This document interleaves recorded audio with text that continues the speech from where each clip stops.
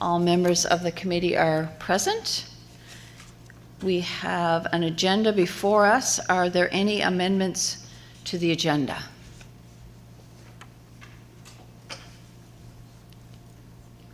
Nothing? Okay. Can I have an approval of the motion to, oh, okay, hang on. Yeah, it's not working. Yep, go ahead. Okay, sorry, thank you. I was just wondering, there's a lot of items on the agenda, Madam Chair. Is it just typical if we don't get to anything before 4 p.m. or something, we move it, or? Yep, we'll have a look at it at 4. Okay. We'll just plow through and see where we get, and when 4 o'clock rolls around, we'll make that decision. Okay? Thank you. Thank you. So can I have a motion to approve the agenda, please? Councillor Granger, Councillor Killam, thank you. All those in favor? Oh, yeah, right. Okay, we'll go with the hands on that one, but I guess we're going to be using the voting system, so we will do that next. So with an approved agenda, this is an opportunity for members of the committee to disclose any conflict of interest issues. So do we have any of those? Ms. Gagnon? Thank you, Madam Chair. My conflict of interest would be probably regarding the Greenwood Growth Center, if just because I'm a resident of the military base in Greenwood, and I read through the document. I do know what the amendment is proposed by staff and its future, and the lands haven't changed hands or anything, but I'm too emotional on this issue because we have a huge housing crisis for military personnel. I had to stay in hotels until we could get a place to live and stuff like that. So reading the whole land will be transferred and we'll do housing, I don't think it's going to solve issues. So I don't think I can be objective on this particular issue. I do not know if that is a conflict That's of not interest, necessarily a conflict of interest, no. Conflict of interest is if you would benefit in any way in having that change made. If it's something that you're passionate about and do not agree with, then you can certainly vote against it. But a conflict of interest is when you have you may benefit financially from this particular motion. Okay, so no, I don't benefit from anything. Can I abstain from voting? Or? No, it would be counted as a negative vote. Okay. All right? Thank you. Thank you. All right. No other conflicts, thank you. We have a draft set of minutes from our August the 9th, 2022 meeting in front of us. Hopefully everyone has had an opportunity to read those. If there's no errors or omissions, I'll entertain a motion to approve. Councillor Allen, Councillor Windsor, thank you. Did you have something, Councillor Windsor? Yes. Just hang on, I got to get your light. I'm trying to see without glasses. There you go. In terms of the municipal staff attending, I see Mr. Conrad's name is not there. He was in attendance at that meeting. That was the evening meeting. Oh, that was the evening meeting. Yes. Yeah. This is not the August 9th? Oh.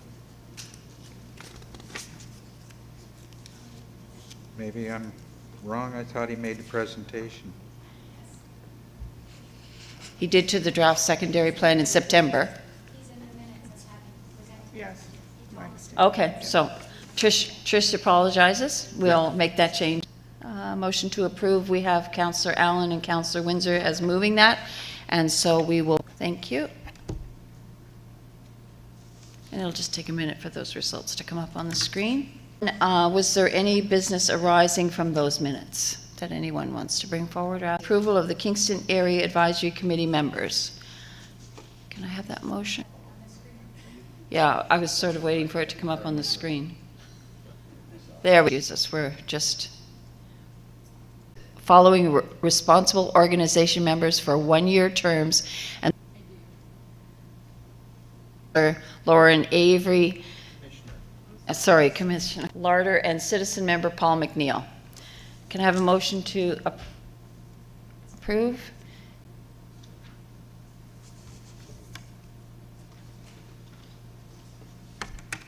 Ronald Irving is the draft new Minas secondary planning strategy, and we have Mr. Ian Watson, who's a senior planner with Upland. It's all yours, Mr. Watson. Thank you, Madam Chair. Just get them plugged in.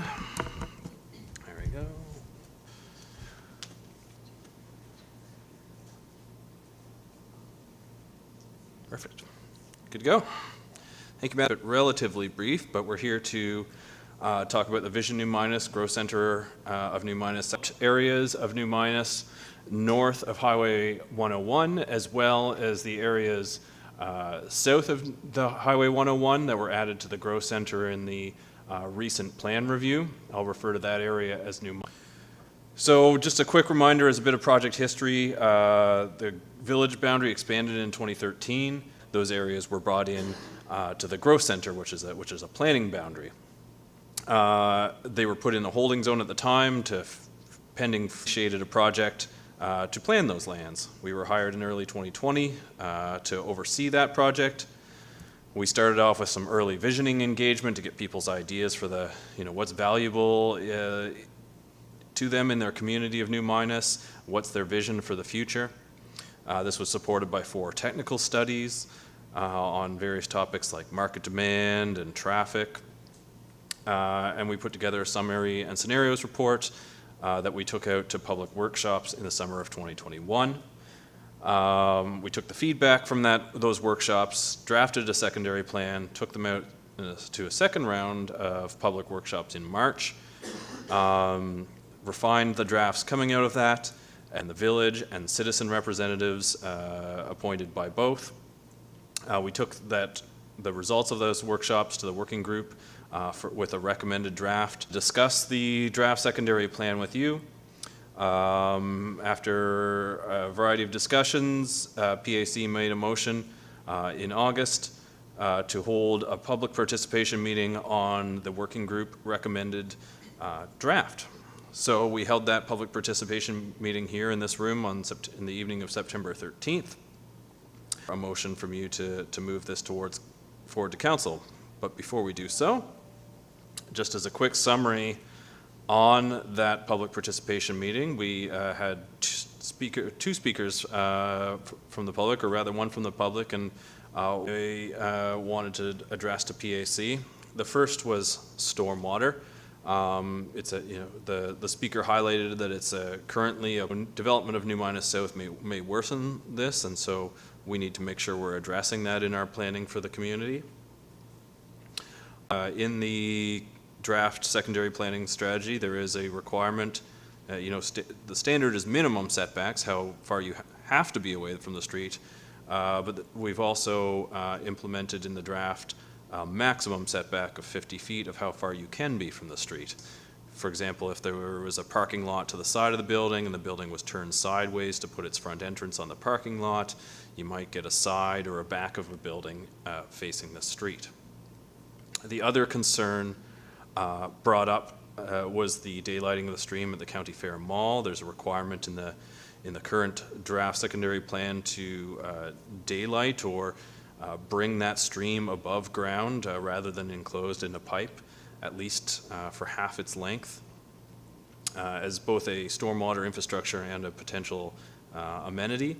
And there's concerns from the property owner about the requirement to do that. It was highlighted that there's a range of flows that need to be accommodated. In the spring you have high stormwater volumes that you need to design for, but at other times it may be a low volume that might be unattractive or hard to have as an amenity.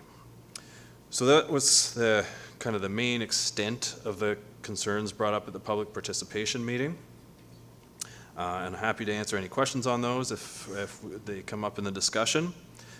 But the recommendation we have for you today is at this point, Planning Advisory Committee is in a position to recommend the draft to council, and the motion to do so is there on the screen. Are there any questions of clarification from our members?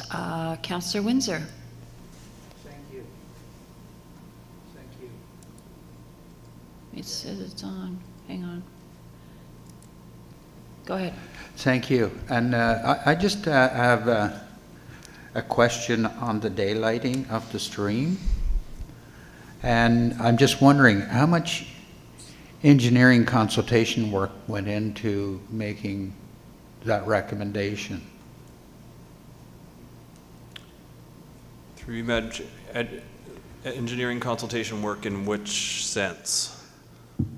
to understand that it was a reasonable solution, that it would be workable to open up a section to daylight it and then have it go back underground again.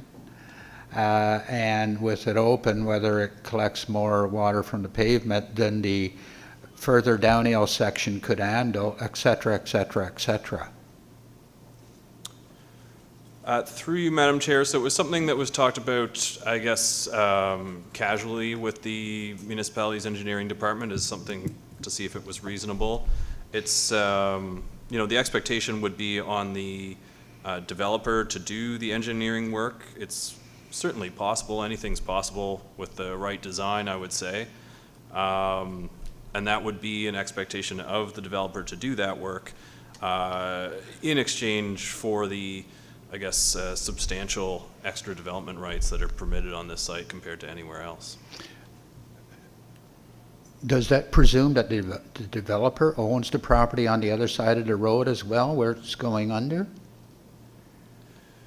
Because the developer can only design for his property.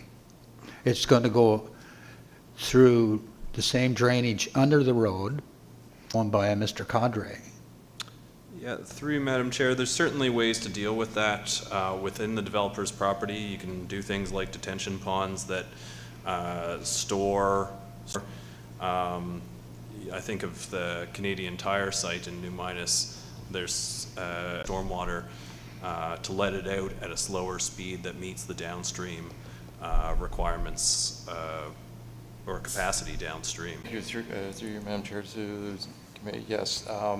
Certainly, as general engineering practice, they would be eventually discharging into it would have to be accounted for in their design. That's standard to the drainage design to expectations of good engineering practice. I understand that we seemingly haven't worked through. That's what I'm gathering. And so I'm very concerned about it, particularly given the issues that have been raised about it. And I'm also wondering why we could not just be silent on it and leave it as a subject for the development agreement. I understand that any development there has to be subject to a development agreement. Would that not be the,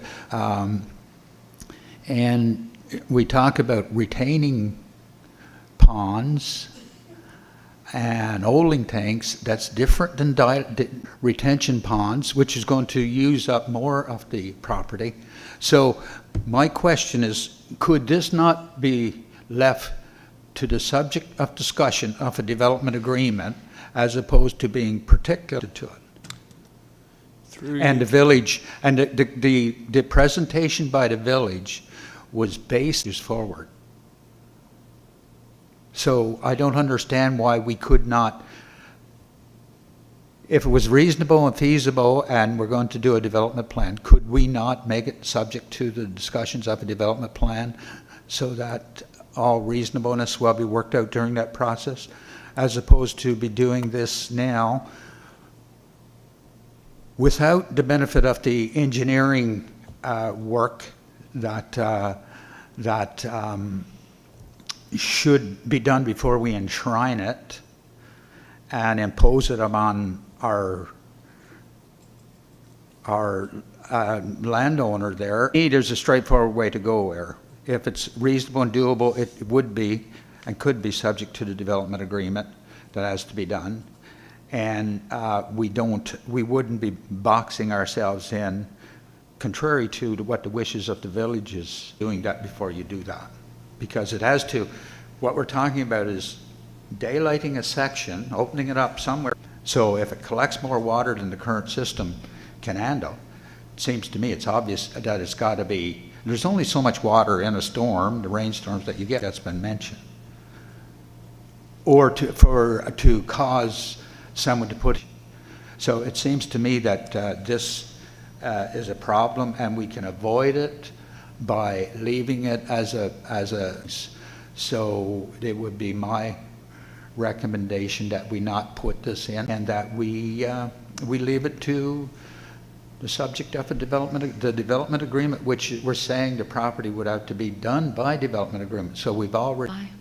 Yes, Madam Chair, I was just going to say, Yeah, certainly the site, without the policy support to even have this conversation, that's very hard to do through a development agreement. So what the secondary plan does is puts in very broad, it's done, that's the part you work out through the development agreement. But without the policy language there to support that, that's a really hard conversation for the South. We haven't done all the engineering studies to figure out exactly how drainage happens there. The important thing is that the policy language is there to require that work to happen. It's all through development agreement. It's all to be thought of comprehensively and to have stormwater management plans that are done by the developers at the time. So it's very analogous, I think, that you don't do this. It's kind of a narrowing down of detail as you get closer and closer to the development. And then at this point, we're setting policy direction, and the details would be figured out as part of any specific development application. Okay, thank you very much. Ms. Gagnon? Thank you, Madam Chair. Points that were brought forth at the public meeting, so the stormwater and the daylighting, I just would have liked to see those sections to see if any wording on our part, or on the planning, secondary plan should have been revised, or if any of the wording is, not emphasis. I didn't see any of that. I didn't see any wording change at all, or any, redirection towards, should this section have a stronger word or not? Should this section, as Mr. Councillor Windsor mentioned, maybe should have added, a pertaining development agreement. Like, I didn't see any of that, so I'm not sure if as is, it covers in words all the right words that we need, or if it should have been brought forward or reanalyzed. That's.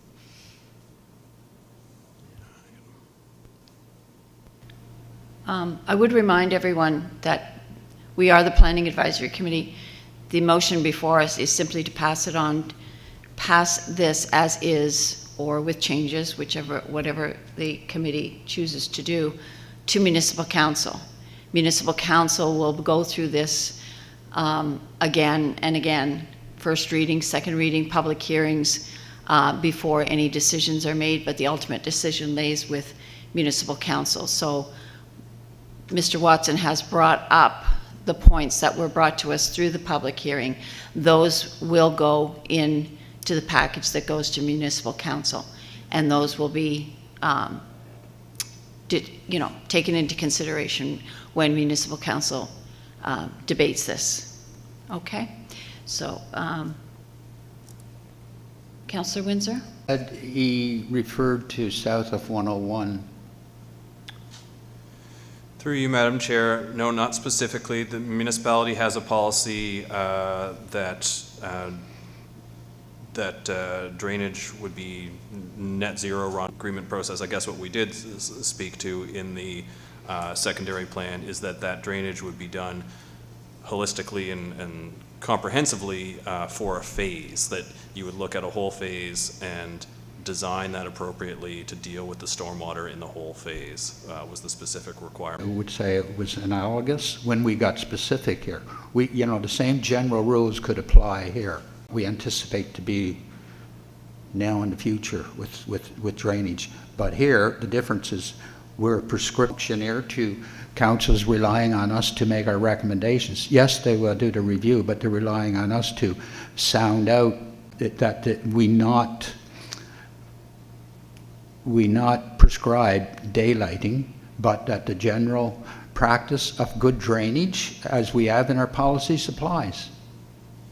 It works at time. I'd like to make a motion that we amend the document to not include daylighting of the stream through this particular. Mr. Killam? Thank you, Madam Chair. Just a question, if we take that out, happen on that site, or is that a recommendation that it would be looked at in detail later through the developer? Mr. Watson? Through you, Madam Chair, without that policy support, it is something that the municipality wouldn't have the tools to require. A developer could do it on their own. I think we've heard from the developer they're not keen to. So, yeah, the municipality would no longer have that policy lever to require daylighting if that was to be removed. Personally, I feel that it should be an option in that recommendation. It's my thought. Thank you. I have no more lights. Councillor Windsor, if you'd like to make your motion. Yeah, I'm a little concerned here that we're saying we can't discuss it under a development agreement. Development agreement allows us to discuss whatever we need to discuss. That's what happens with each development agreement, so that it fits in, because all the things that could be considered that may arise couldn't be considered, so thus you work them through the development agreement. So that statement mystifies me. We put it in, it compels. We leave it out, it's subject to discussion. We have someone else that'd like to weigh in. Go ahead, Mr. Varg. Thank you, Chair. Through you to the councillor. The main thing for us to remember is that there needs to be policy behind those discussions that staff want to engage with an applicant. So if we don't have the ability, if there's a desire from some to have daylighting, we can throw that out as a suggestion, but there's no way to make that the solution that we end up with on a particular property. The goal of where we were heading with this particular property, because we are aware there's a huge water issue in that general area. So it was a way that, working with our municipal engineer, it's a way that we can try to achieve better drainage and hopefully get something a little more aesthetically pleasing as well. So daylighting doesn't have to be the sole solution to the water issue on the property. There can still be the give and take that we can have within that property. Is maybe it's a combination of some kind of underground water detention, as Mr. Watson had indicated that Home Depot has, again, by development agreement. But our limitations were, come up with a solution, it became the applicant's decision on how they dealt with the water. We didn't have that pushback, if we wanted it, without a policy saying daylighting needs to be part of the solution. Thank you. And Councillor Windsor, yes, yeah. your motion? I'm not understanding something. I'm not agreeing with something. In my 10 years as councillor for this district, I've had many issues of water.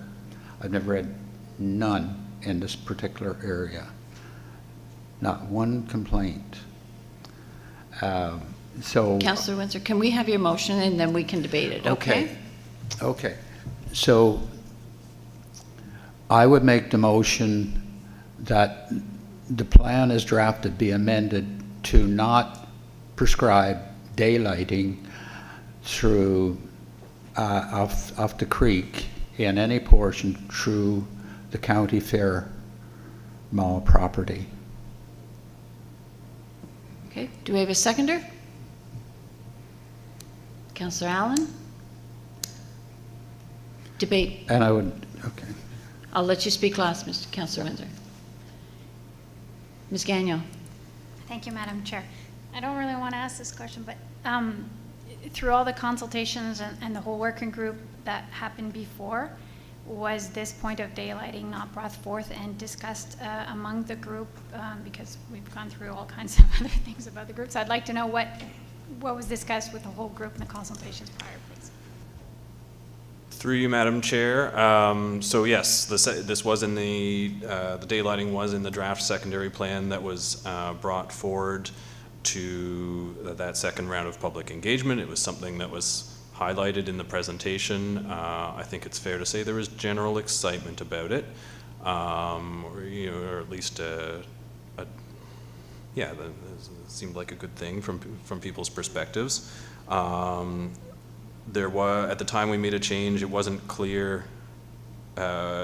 We just had daylighting of the stream was required, and there was a concern of, what if you need to cross part of that with a driveway or snow storage or something like that. So we updated at the time to only require half the stream to give that flexibility. And that was what was brought to the working group. The working group.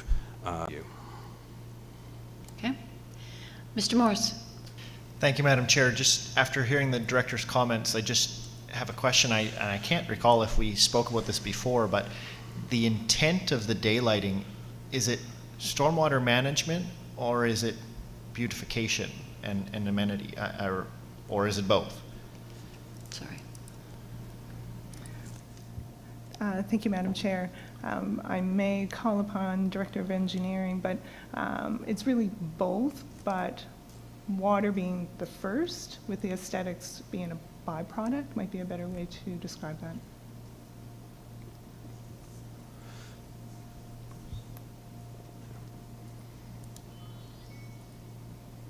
Too many mics Mr. Quinn? Sure, thank you. Through you. One that does provide some partial storm storage, particularly with the advancing climate change in that regard. But aesthetically, I think I take a reference, which I think has been discussed before. From my experience also as well, San Antonio has one of these in their downtown core, and it's considered one of their major tourist attractions. With other things, could do both. Thank you. I have no more lights. Councillor Winter. 3 members of the village commission on the working group, Bowder to be here to make that presentation. I want to mention that this was at the last meeting. There's been no engineering assessment.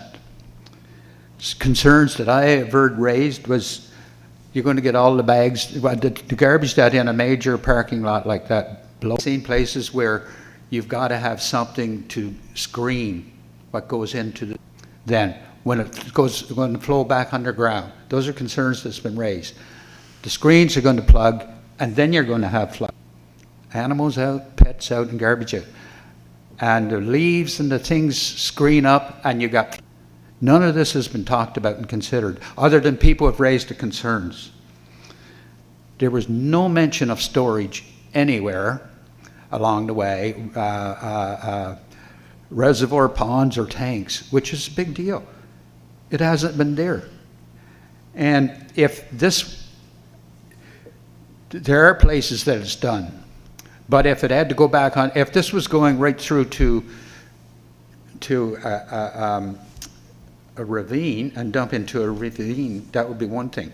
But we've got to open it up, and we've got to close it again, and then it's got to go under the street, commercial street in New Minas, and across properties on the other side. And so we're going to open up a section and expect no issues downstream. It's not, the creek in itself is going to flow. We open it up, it's going to flow. It's not a collection stream because it's graded positive towards the flats. So, you know, like, that is the concerns. And we don't, what are we hearing here today about the plans? And we're hearing a lot of maybes and probablys and speculation. That's not how we should make our decision. So I'm encouraging us to support the motion that I propose, which it's not on the board yet, but I'd like to see it on the board, and that we take the plan out.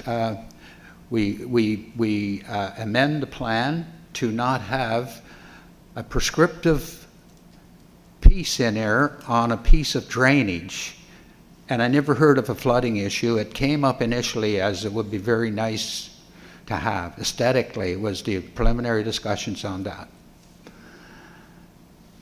And it wasn't from the public that those suggestions. It's prescribed. It's not, let's engineering perspective, it hasn't been thought through in tanks to store that. My goodness. Anyway, from the plan. Thank you. I have 2 more lights. I'll allow those. If the engineering process, if the daylight, as is, plan stays, daylight stays, and the engineering process during the development agreement realizes that the plan, can the development agreement still go through without daylighting, or by default, because it's written in the plan, it would have to go through? If I'd be very surprised if they couldn't, but if they couldn't, they would have to ask for an amendment to the language of the plan to update. We do, right? It comes back to the PAC and, okay, Yep. thank you. Councillor Killam? Thank you, Madam Chair. He offers an option not prescribed as a given. I kind of feel like we're in the middle of a particular recommendation. And I understand Councillor Windsor's concerns if indeed in the future we go that route and those are but not as a prescribed recommendation. Thank you. Thank you. One quick question. Does the Department of Environment have any regulation? How much of the stream can be put in a culvert and how much must be daylighted? Mr. Vorag? Thank you, Madam Chair. I'm not aware of any regulations that Department of Environment would have. I believe the term that our engineer uses, that net difference from a property can't increase. So that's what we're looking at when we look at these properties, whether it pre and post development must be the same with that water discharging. Thank you. Thank you. Councillor Windsor, I think you've had more than enough opportunity to speak, so we're going to move forward with your motion.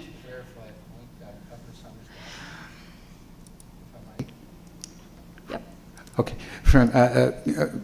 To Councillor Killam's point that this is an option, this is prescriptive. This is not saying you may discuss. This is saying the creek shall be daylighted. That's what this is. So I just wanted to correct that because that's what the plan is saying now. There's no option. Thank you. I'm saying put it back to an option. I do want to remind everyone yet again that this is a recommendation to municipal council. And if we move forward with it as is, council can make a decision. This is a discussion that we can have again at municipal council. Right now, we're moving the plan forward, hopefully, with or without this amendment, and council will have these discussions as well. So, Councillor Killam? Quick one. I just want to clarify Councillor Windsor's comment. What he said means that it would be discussed through a development agreement. That doesn't say it will happen. The discussion will happen, but as an option, that's not what the law says. I don't know. Anyway, that's where I'm at. Sorry. Mr. Vara? Thank you, Madam Chair. Just to clarify, both the councillors, I think what is being discussed is clarification on when is the trigger for the daylighting to occur. The only time it would be triggered should there be a major redevelopment of what we're calling the mall property. No change to the mall, no change to daylighting, no change to the drainage. It's once somebody comes, if that ever becomes something that happens. If the mall closes, they want to redevelop, they approach us for a development agreement for that redevelopment. At that point is when the discussion happens. So both are correct. Thank you. All right, I'm going to call the question. This is for the amendment that Councillor Windsor has put forward for the removal of the daylighting. Oh, we have it? No? Okay. For the removing of the daylighting item. Have you got it? Okay, good, because I know what I want to say, but go ahead. That the Planning Advisory Committee recommends that council direct the CAO to remove policies related to daylighting in the draft secondary planning strategy. Okay. So that is the motion before us. So we're voting on the amendment. I'll call the question. All those in favor?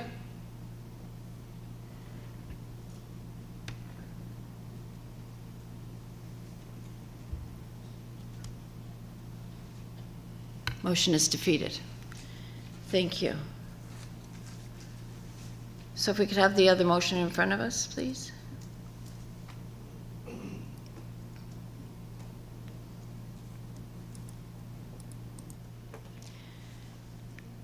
The Planning Advisory Committee recommends that Municipal Council give first reading to and hold a public hearing regarding amending the municipal planning strategy to include the new Minas secondary plan, which is substantively the same for minor differences in form as the draft recommended by the new Minas Secondary Planning Strategy Working Group, and included in the Planning Advisory Committee agenda package dated September 13, 2022. Do I have a mover? Ms. Friars, thank you. Councillor Granger, thank you. Debate? Councillor Windsor. Thank you. Yeah, up in there. That leads us to believe that the discussion starts. The discussion starts on the premise that thou shalt have on the floor. We can clarify it, but that kind of thing disturbs me. So I want to see right business done in the right atmosphere and the right mindset. I'm very supportive of this. I'm just disappointed as to what went before. Thank you. I have no other lights. I'll call the question. All those in favor? Oh, sorry. Voting's open. Here we go. It's going to take me a while to get used to this.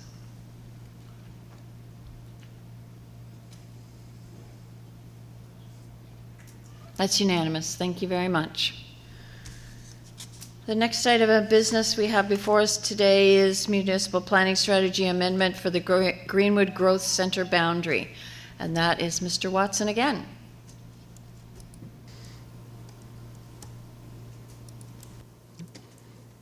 Thank you, Madam Chair. Hello again, everyone. I am Ian Watson, Senior Planner at Upland. Now to talk with you about municipal planning strategy and land use bylaw amendments for the Growth Center of Greenwood boundary and related land use designation and zoning. So the subject site, I guess we've kind of split it into a primary subject site and a secondary subject site, is there on the screen in yellow and purple in the southwest corner of Greenwood. It is, the primary subject site is known as, sometimes known as Clements Park, and currently in the planning documents, it's unzoned. It's identified as federal land and left unzoned through those documents. This is former housing for CFB 14 Wing Greenwood. The site is currently vacant, though there is some remaining infrastructure from the time that it was housing, though the condition of that infrastructure is unknown to the municipality. The secondary subject site, including the ones in purple, include 2 schools, as well as a small property that contains a municipal lift station. Those are currently zoned institutional I-1, and we're recommending bringing these into the application to allow us to talk about the site, I guess, holistically. So here's some photos. The site's off limits currently, so photos from the interior of the site are limited, but here's that municipal lift station and one of the entries into the site. The subject site is, kind of at the edge of Greenwood and is within the village's sidewalk network. Here's a path that runs along the site, as well as adjacent to 2 schools. Dwight Ross Elementary is shown here in the right picture. So a bit of history on the site, or I guess on this file, is in February of this year, Mayor Matart, on behalf of the municipality, wrote to the Department of National Defense and to the province, requesting, identifying this site as a potential place to, I guess, promote housing development and help deal with housing shortages in the municipality, and requesting divestiture of the lands for those purposes. In March, a representative to the Department of National Defense responded, confirming that to do so will require a process. The federal government has a surplus lands process that they go through before it can be sold off or used for other programs, and just confirm that. And I identified that the base has an upcoming master plan process to look at base needs and, identify potential futures for pieces of lands associated with the base, which could include divestiture. The Minister for Housing responded in April, agreeing that such a divestiture could align with, and using of federal land could align with national and provincial housing strategies, identifying the fact that usually what happens is through that divestiture program, such federal lands end up in the hands of the Canadian Mortgage and Housing Corporation, or Canada Lands sometimes, and that he will reach out to his contacts at CMHC to see how that process would happen. So the proposal here today is basically to prepare the site for potential housing development in light of any divestiture. So I want to be clear that the lands are still federal lands and the schools themselves are provincial, and the lift station is municipal. So any changes here don't necessarily affect the ongoing use of these lands. Higher levels of government aren't bound by municipal planning. The proposal would be to put in place appropriate zoning to consider any future of these sites if such divestiture were to happen. And so to do this, we would be amending the gross center boundary to bring these lands within the gross center. We'd be redesignating, or I guess designating, the ones that are currently undesignated, the D&D lands, as residential, and then rezoning all of the lands. We're recommending the comprehensive neighborhood development R5 zone. The initial, I guess, direction from council was to investigate the R3 zone. In doing so, looking at the policy, staff, and I'll go into it, staff believes the R5 is more appropriate. It's that site, it's that zone that allows redevelopment comprehensively by development agreement. It's particularly useful for large sites where new infrastructure is needed. So just to show you what that looks like, the current gross center boundaries there in, I guess that's pink, and under this proposal, the gross center boundary would be pulled out to that black line to encompass all of those lands. And similarly, so to take a step back, I guess, and look at the policy side of things, as you're likely aware, the municipality kind of treats from a structure point of view, there's two major categories of where lands fall. One is rural areas. They're areas outside of gross centers. They're in low density, single detached, 2 units kind of thing. The contrast to that is the gross centers.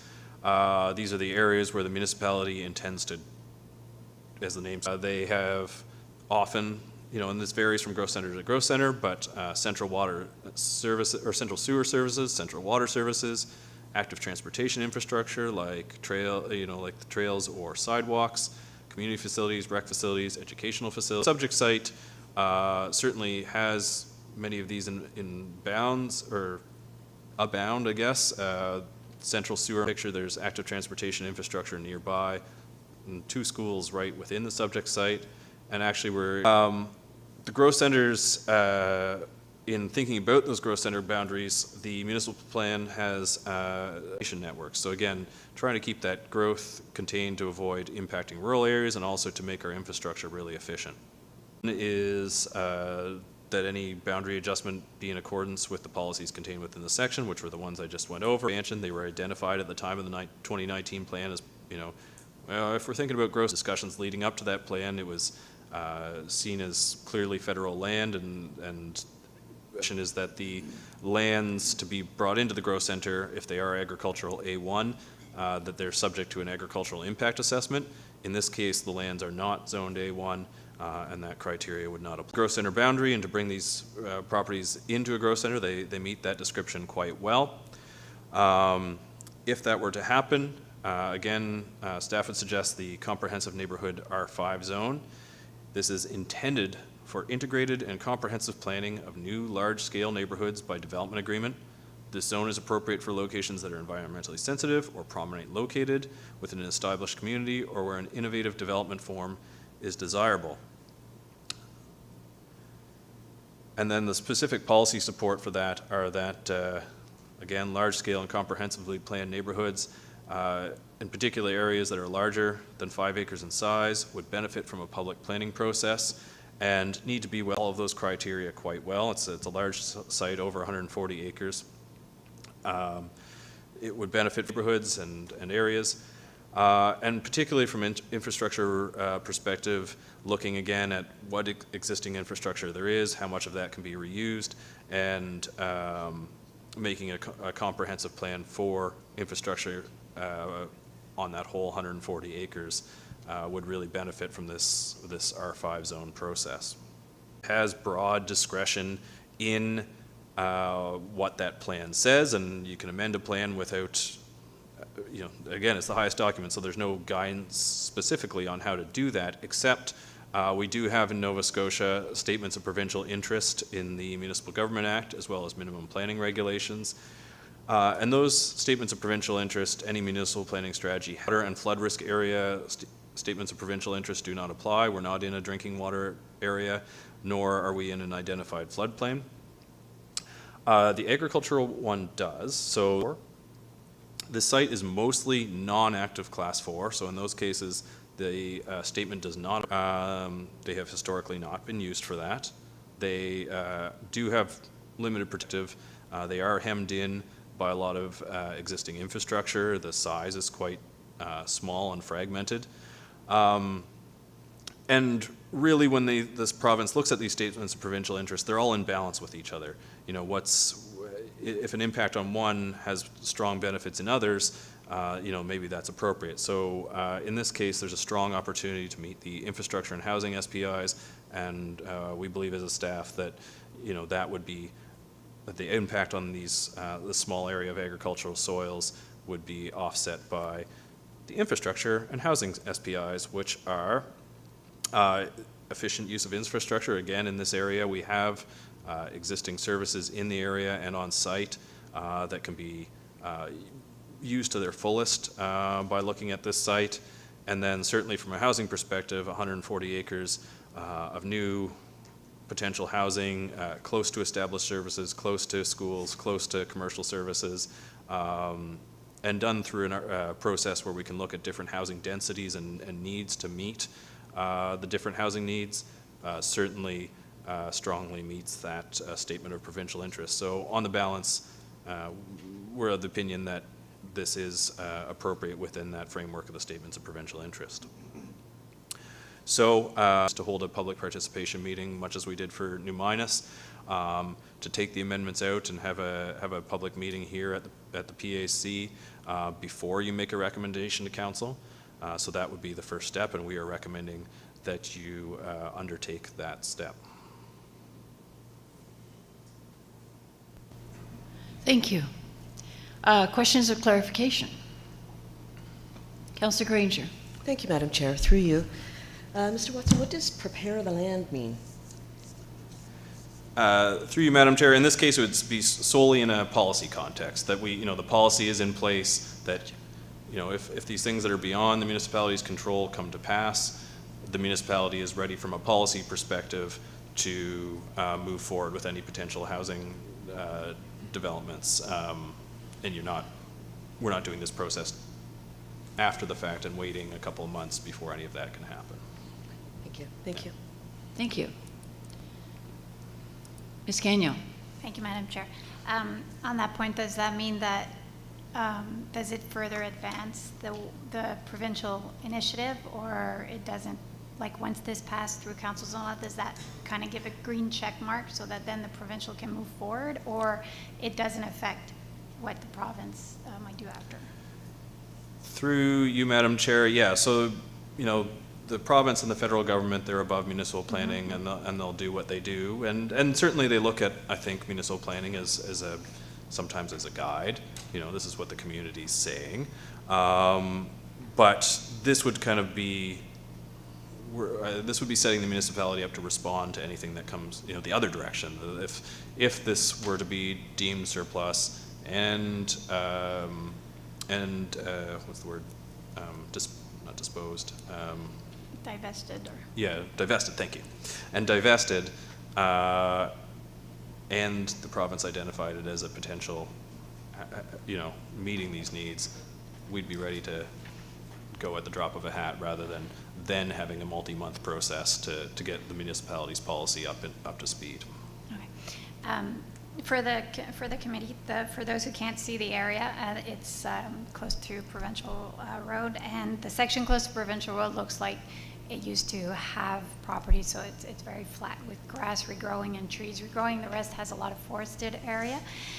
One thing I wonder is I do not recall if all the military housing that was there was destroyed because of asbestos in the properties or because there was radon on the land or in the rock. So I don't know if that is part of consideration when zoning is determined or not, like, because I do believe you can't have residential housing if it's radon, so that's just a question there. I can answer that. Or if it's something that's checked, at the moment of development probably is. Yeah, through you, Madam Chair, certainly through the development agreement process, that's something that can be looked at, and yeah, there are ways to deal with radon. Much of the province is affected by it, and it's, knowing where it is and then designing appropriately for that is something that can be done, and that's, I think, one of the benefits of that R5 zone is being able to think about those things more holistically. Okay, and what is the difference, just for clarification, between R4 zone and R5 zone in this sense for this land? Why going for R5 and not R4? Through you, Madam Chair. So it was the R3, which is the high density residential zone off the top of my head? Yes. Medium density residential zone. That allows all development as of right. So it would, if that was the route to go, it would be zoned R3, and any development would just be done through the development permitting process and the subdivision process. So it would be up to a developer to come to Trish's staff at the development officer's counter, propose a subdivision plan along with any infrastructure that supported that. If it met all the specs and it met the zoning requirements, it would be approved, and that would be that. Whereas with the R5, it's that development agreement process. It allows that more comprehensive look. It would come to you as a PAC and to council, which is certainly a higher burden, but it's also, on a site this large, allows much more comprehensive thought, I guess.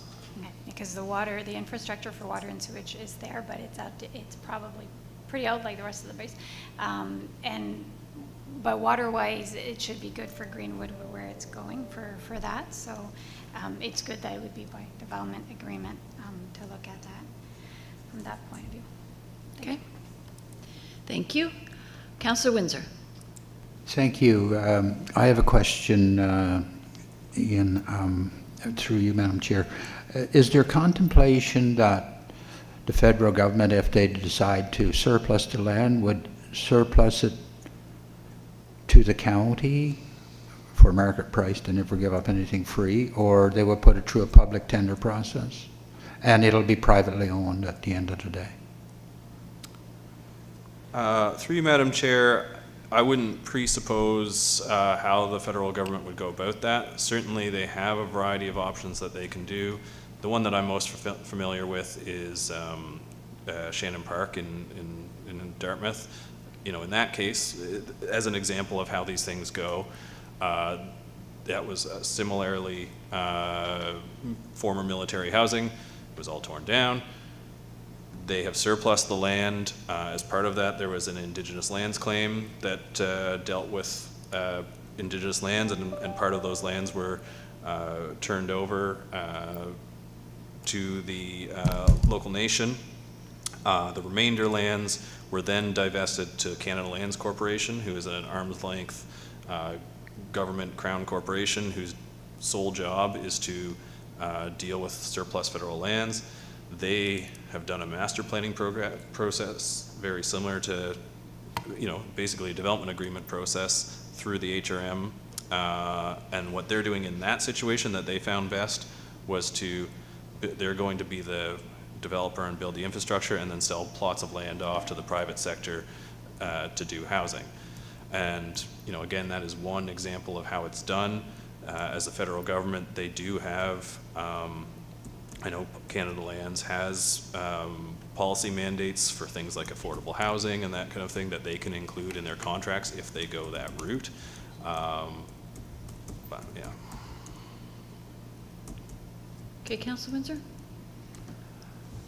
No, that's good, thank you. Thank you. Councillor Allen? Thank you, Madam Chair. I just wasn't clear on the answer to a question a moment ago. The sewer and water lines, are they still existing there, or are this torn up or outdated to be used again? Through you, Madam Chair, as far as I know at this point, we don't know. There was servicing there. We're not aware of the condition of it, and that's something that we'd want to investigate as part of any development agreement process to figure out what could be reused and what needs to be new. Thank you. Thank you. Councillor Killam?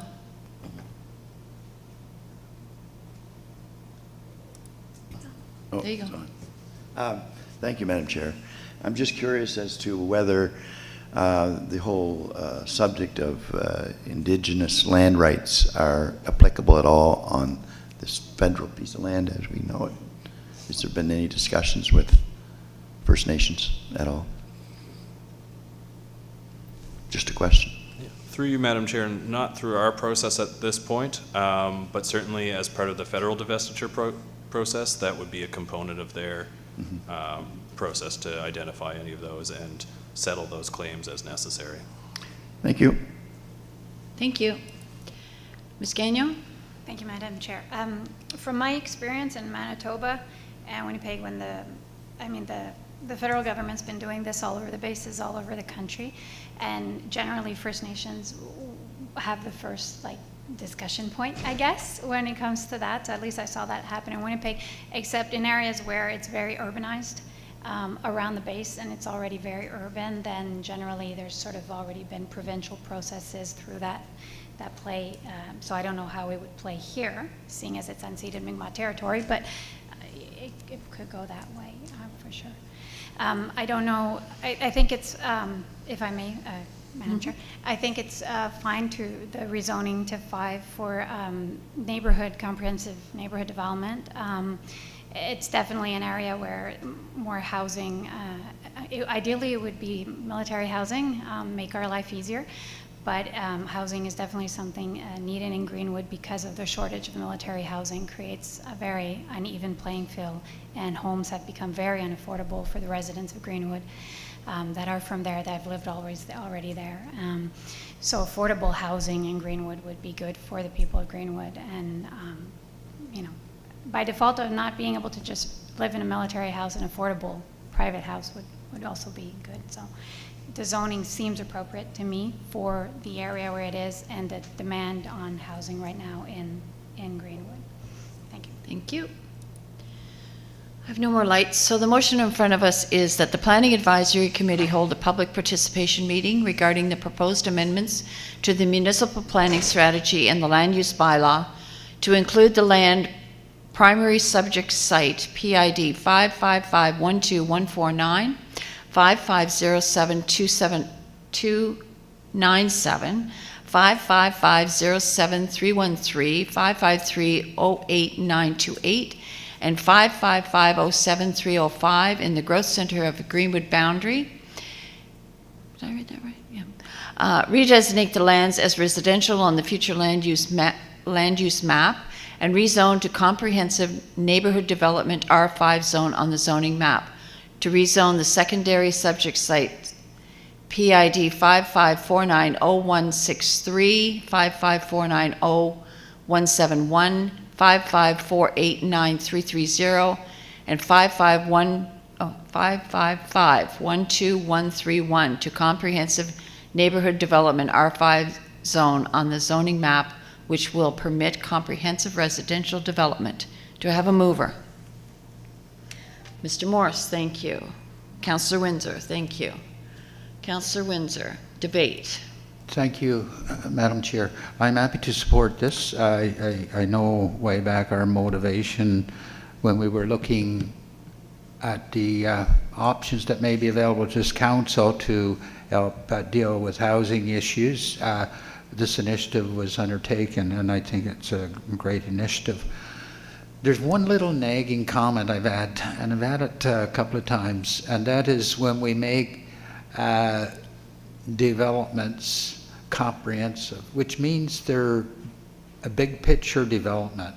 And I've had the nagging concern that could we take some of our local developers out of the picture by asking for something on a huge scale?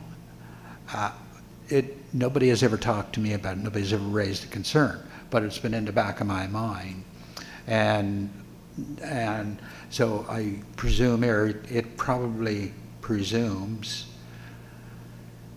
although not absolutely necessary, that there would be one buyer, but given the PID numbers, it could be multiple. It's been something that has been a little bit of a nag, and I'd hate to see us take our little guys out of the picture who've carried us so far and put big-time developers there. Thank you, Madam Chair. Thank you. I have no other lights. I'll call the question. All those in favor? Oh, damn. Please vote now. I should have set in for the tutorial.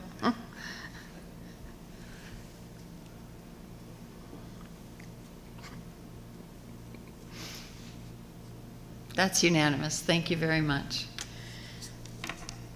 Okay. Our next application, or our order of business, is an application to enter into a development agreement at 34 Sun Valley Drive in Elsford. And that file belongs to a new member of our staff, Mr. Joe Lilly. Welcome. Thank you, Madam Chair. And good to meet all of the members of the committee as well.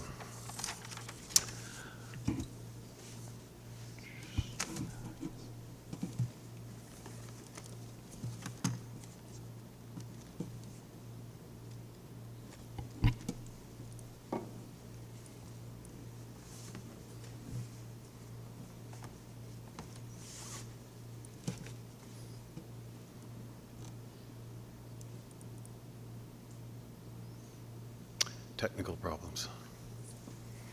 What I'm going to do is I'm going to put it over here, and then you're going to go slideshow from beginning, and then this is your notes. Awesome, thank you.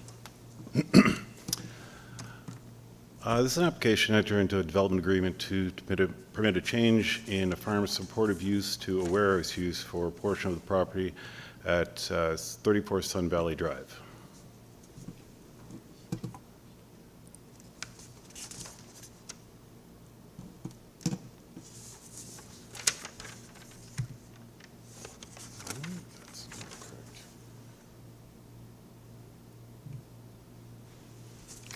A slight correction on the background proposal. The land is actually owned by Terra Beata Farms, not directly by David Ernst, so that will be adjusted in the draft development agreement. Terra Beata owns the property at 34 Sun Valley Drive. It's owned rural mixed use, A2, and environmental constraints. There's a large, irregularly shaped building on the property, previously used for cranberry production, in association with the related lands for the majority of the site, as well as a smaller building used for storage that is to be removed. The subject property is approximately 223 acres, 7.5 acres located in the northern part of the property would be subject to the development agreement. The applicant, the permitted use would allow the applicant to subdivide the property on the site. There's agreement for sale, but it's conditional on the approval of the development agreement that would allow the warehousing use for the potential buyer.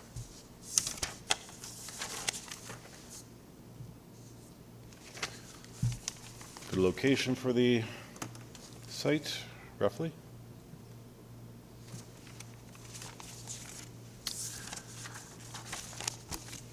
As illustrated on the air photo map for the property, property doesn't actually have road frontage. It's accessed via Sun Valley Drive, which is a private right-of-way.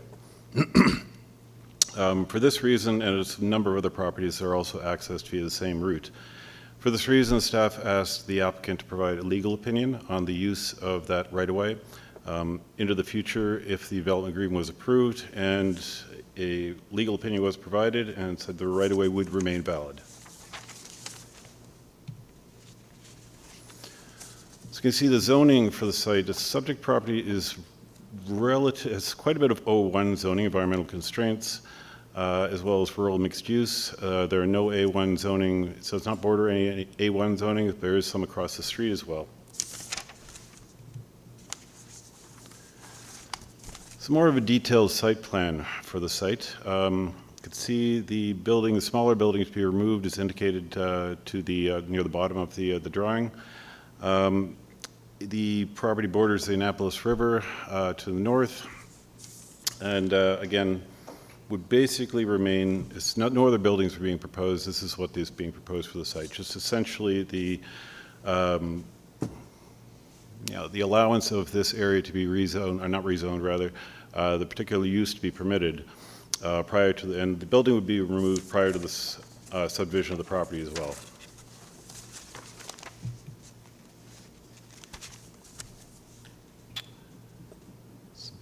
Bit of an idea of what we're talking about in terms of the larger building, as well as the small fabric building to be removed. In terms of public consultation, 23 letters were sent out were mailed to property owners within 500 feet of the subject property. A public information meeting was held at the Aylesford and District Fire Hall on Tuesday, May 10th. This was before my time here, so I'm just going with the records. Notice the public information meeting was placed in the Annapolis Valley Register as well.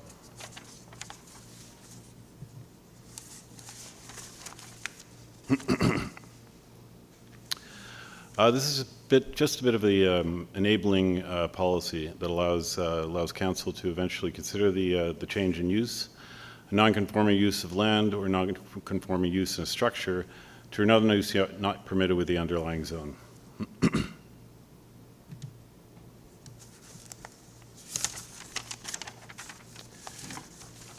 I won't read this outright, but from basically what it allows is the consideration of the change in use that is similar in nature to the currently permitted use.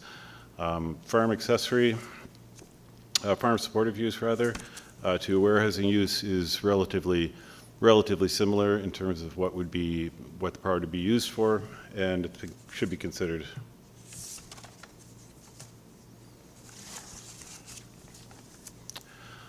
In evaluating the development agreements, council shall be satisfied that use will not adversely affect adjacent land uses, there's adequate buffering, setback.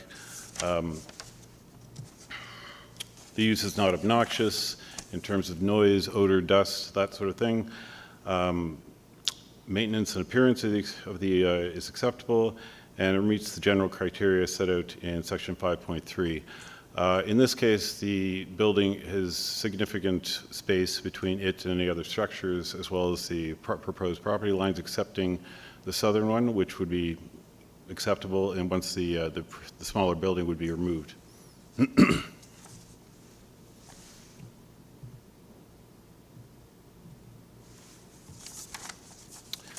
General criteria for considering all development agreements and land use bylaw amendments. MPS policy 537. These are already listed in the report. If the committee has already had a chance to review that, I won't go through them all, but I will say they have been met. And a summary of the draft DA, which is also included in the report, would be enabling the use of an existing structure on the property for warehouse use, which is not permitted in the existing zone. I'm sure the PAC is aware of the process that we'll go through, but just in terms of the public as well. Currently at the Planning Advisory Committee, if the application moves forward, it'll be going for initial consideration, and then a public hearing after that, and a final consideration by council with a 14-day appeal period. Before the public hearing, properties within 500 feet will be notified again, and will be advertised twice in the local newspaper. And staff is recommending approval of the application.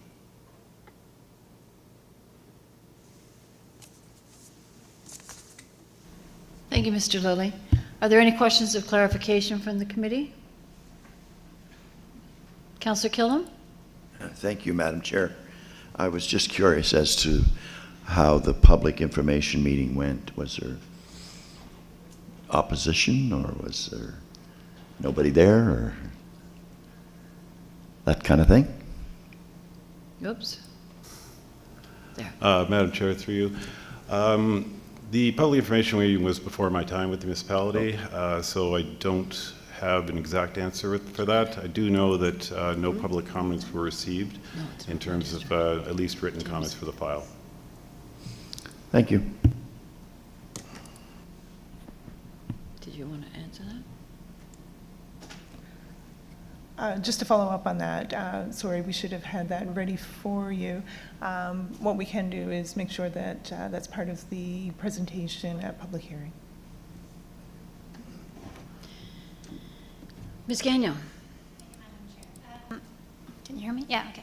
I was just wondering, because I found it a little confusing, and that it says a change similar in nature. But what I'm reading when I read the submission and the development agreement is that the area will be subdivided and become a warehouse, which I guess a warehouse is not an agricultural 2, and agricultural 2 would probably permit storage of agricultural material. So obviously it's not agricultural material that's going to be stored there, otherwise it would just fit naturally. So it doesn't seem that it really is similar in nature. So that confuses me of the application, the fact that there's subdivision permission allowed after, but I think that's already permitted in A2. I'm not sure, I'm looking for confirmation on that. And then being that it's next to an environmental sensitive area, does the type of housing of what will be in the warehouse or what will be processing through the warehouse need to be considered, given it's so close to a 0-1 zone, 0-1 zone? Thank you.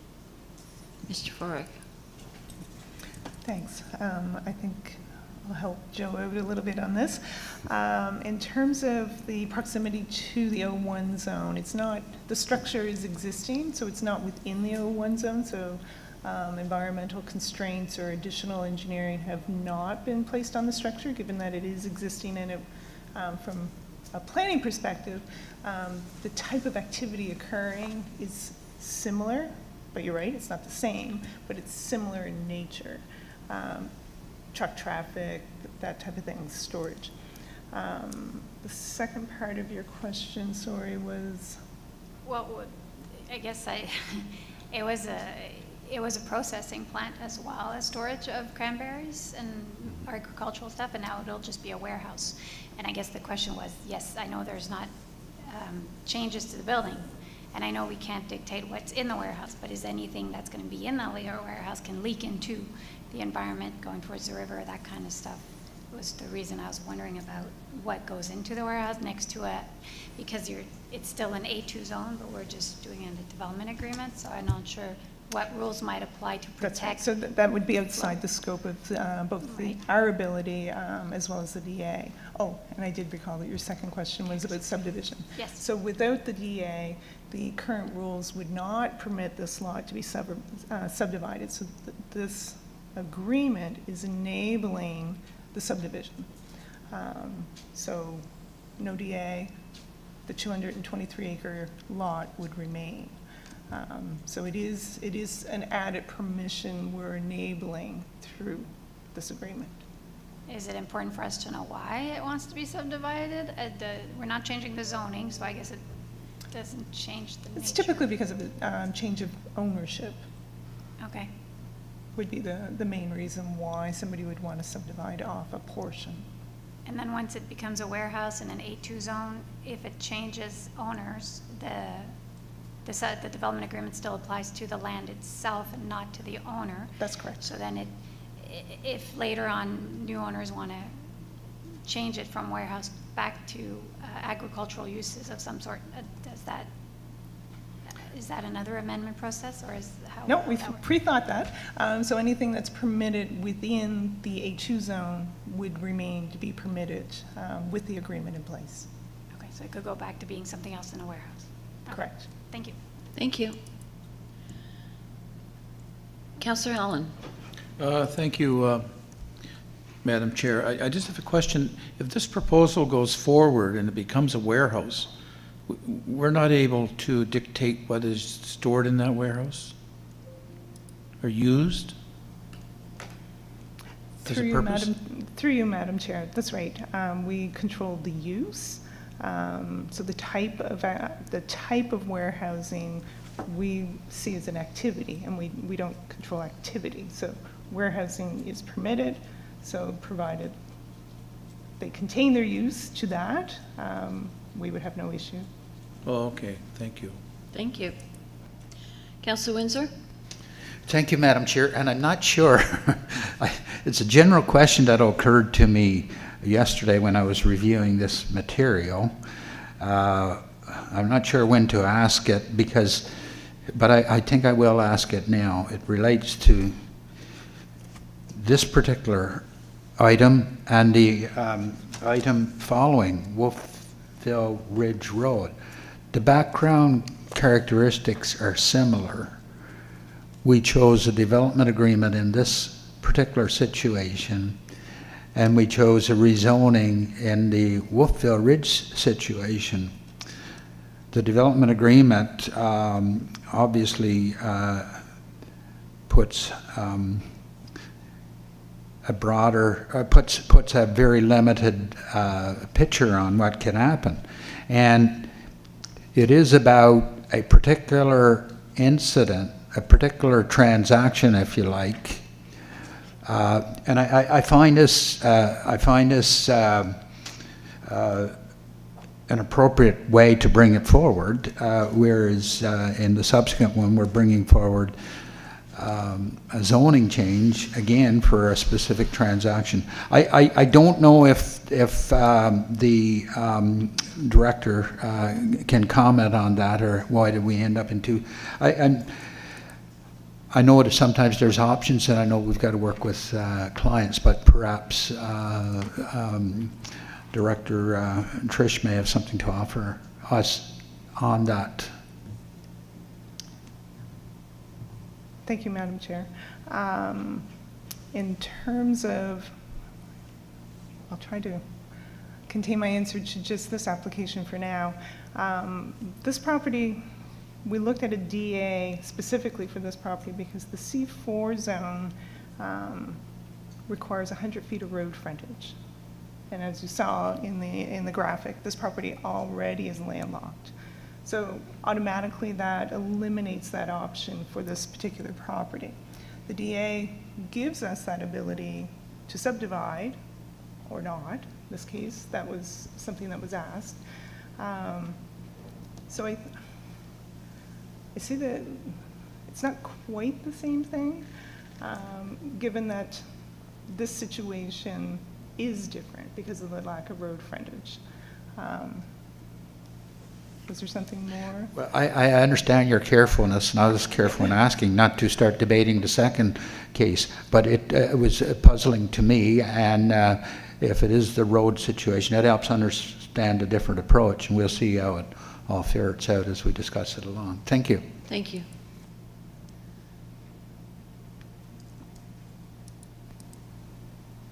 Laura's online. She'd like to say something. Oh, I don't know how to do that. Oh, there she is. Oh, Lori. we have a talking head with us. This is Ms. Mosher from the Planning Department, and she has something to add. Am I like super huge on the big TVs right now? Yes, you are. We can see you. Excellent. Okay, great. Can you hear me? Mm-hmm. Awesome. So just wanted to add one little bit of clarification on top of Trish's comments. The big difference between the two applications are this one, Trisha's absolutely right, because of the lack of road frontage, that makes this a non-conforming use, which is the enabling policy we're entering into this application for. The Ridge Road, which Joe's going to go over next, it's just a rezoning. We don't actually have a DA option in the A2 zone to enable something, to enable a change of use. The only option we have in the A2 zone to consider a change of use is a rezoning. So that's why Ridge Road went rezoning, and that's why this one has to go by DA. Thank you.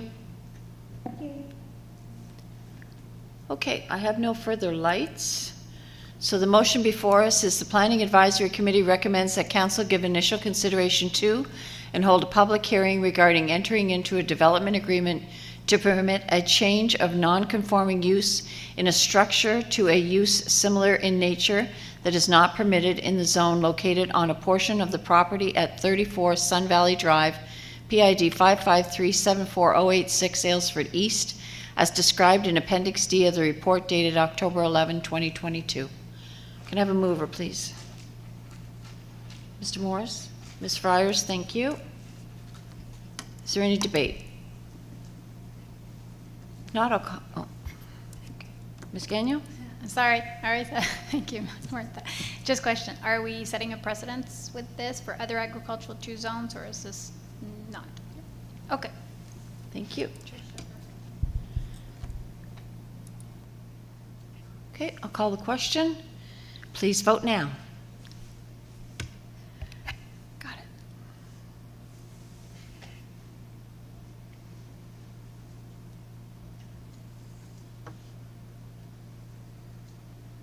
That is unanimous. 4. Thank you. The next item on the agenda is application to rezone a property at 1299 Ridge Road, Wolfville.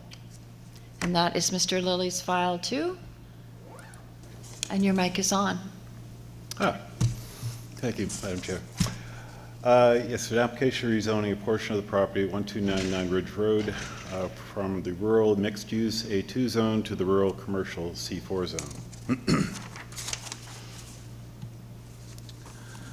Travis Mills owns the property, and it is currently zoned A2. There's a approximately 16,000 square foot building originally used as an equestrian barn on the property that was previously used to provide commercial horseback riding lessons in the past, I'm told. Subject property has a total approximate lot area of 1.2 acres. It's not up? Oh, I'm sorry.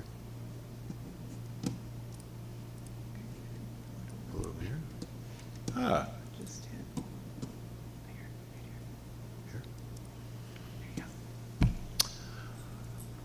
Well, that's more effective.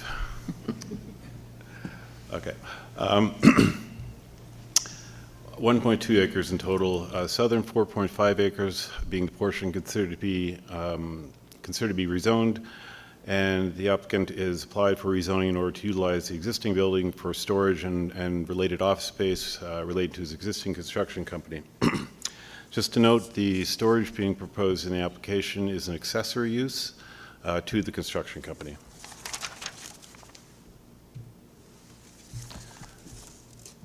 Approximation of where the property is located.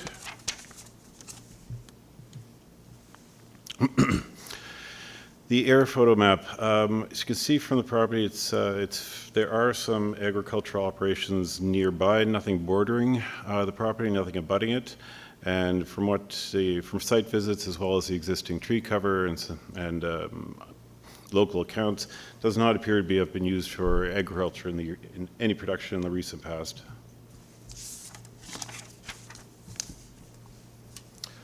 Property is surrounded by zoned A2 and also surrounded by the A2 zone. There are some agricultural operations nearby, but staff expect no negative impacts on the agricultural operations of any sort from the proposal. Just to get a little bit of a better idea of what the area actually is that's being considered for rezoning, as we can see on the left, it's roughly a third of the property, a little bit more, just a different perspective on it as well. The remaining rear of the property would remain as is currently zoned, and the C4 zone is basically being proposed to encompass the building, the access points, related parking, and that sort of thing. There have been some renovations according to the structure. The pre-renovated building appears here, and the applicant has done some fairly extensive work, fairly extensive improvements, I believe both aesthetically as well as structurally to the building. Public consultation, 36 property owners were notified within 500 feet. Again, this public information meeting was that just came through today. The province did grant a commercial access permit for the site.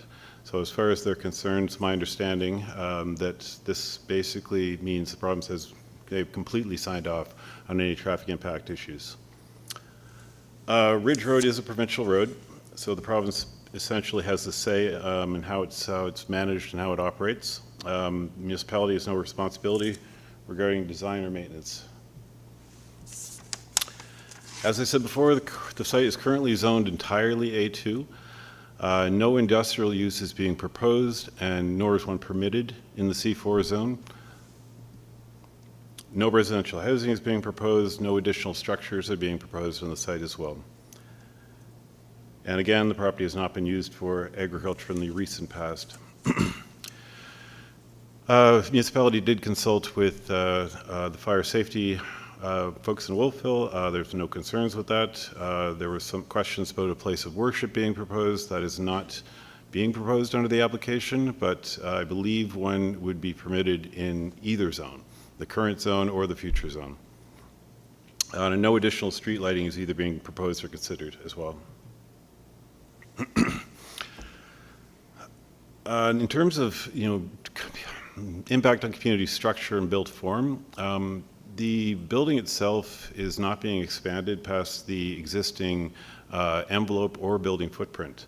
It's been renovated to a better state of repairs. It appears to, for my untrained eyes, in terms of an architect, it appears to be in keeping with what I would consider to be appropriate historical architecture. Not expecting any negative visual impact on the community or any negative impact on urban design.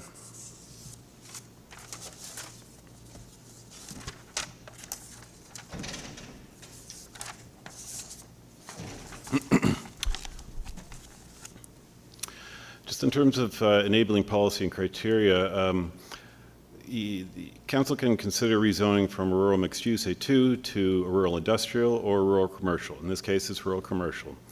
In considering such amendments, shall be satisfied that the application only applies to land that has not been recent agricultural production, which we have gone through in terms of land cover map, aerial photography, site visits, as well as local knowledge of the property in question.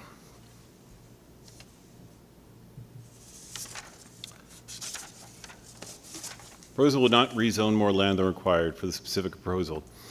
Again, we're looking at a little over a third of the property that's being considered for rezoning. It seems reasonable to expect in terms of managing access to the site, encompassing the building, as well as providing parking for the business proposal.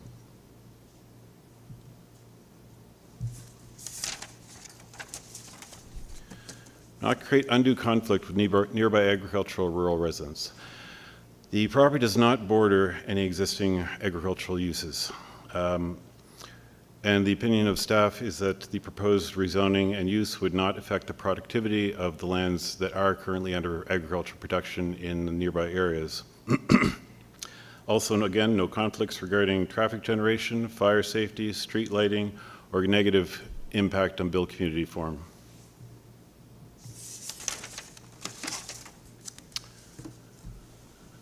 My understanding is this area was a former hamlet, which were designed to be, I think, small clusters of residential, commercial, and industrial development.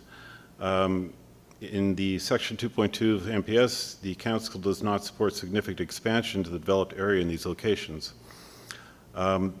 These areas were intended to provide opportunities for uses supportive of the surrounding areas, particularly I believe, agricultural and resource use as well.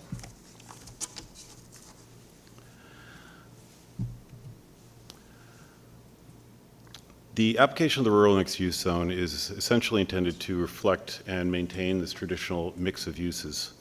The subject property in question is relatively close to Wolfville.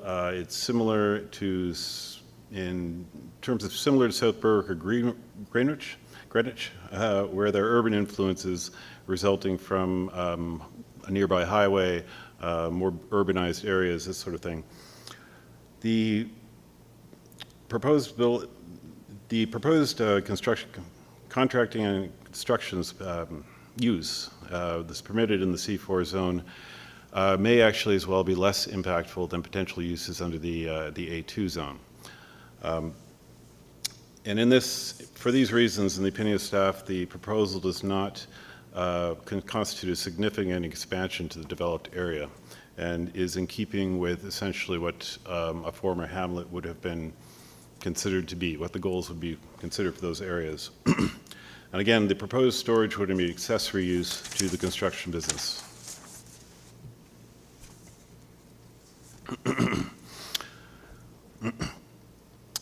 Council shall identify areas located outside of growth centers as rural areas on Schedule A. They contain primarily agricultural resource uses and related industries, rural commercial uses, industrial uses, recreational, renewable energy, and so on. The rural commercial zone C4 was again created to provide opportunities for commercial uses to locate and expand in the rural communities. The uses permitted under the C4 zone are, in the opinion of staff, both appropriate and reasonable. And in terms of being a related business, the construction services, again, in opinion of staff, are related business to agricultural operations as well as various resource uses.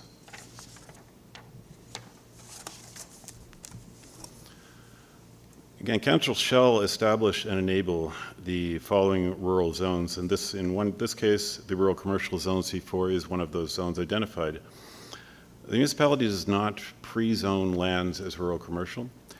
Therefore, essentially, in order to expand these potential uses within rural areas and rural communities, an application for rezoning must be made to establish new commercial uses permitted under that zone.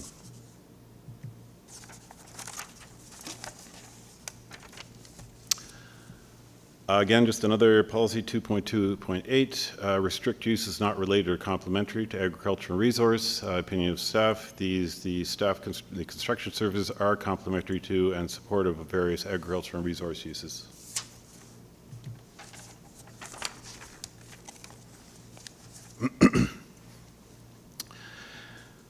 Just to mention as well, there's been some previous concern about the potential types of uses that could be established under a C4 zone. Again, staff feel that the range of uses are appropriate under the C4 zone and they fulfill the intention of that zone. But just to mention as well, I mean, it's not as if any particular use can just suddenly be achieved. There are various other considerations in play, building code, parking requirements for various uses, building setbacks, all of these sort of things. So if another use was proposed, apart from the one being proposed under this application, all of those things would again come into play, and the municipality would still have a chance to sort of look at things and say, okay, well, you know, you can't put X in here because you don't have enough parking, for example. So there are other rules in play as well in future potential developments. Again, general criteria for considering all development agreements, land use bylaw amendments. Again, I won't go through these all. They've been in the report, but they have been met and they're acceptable.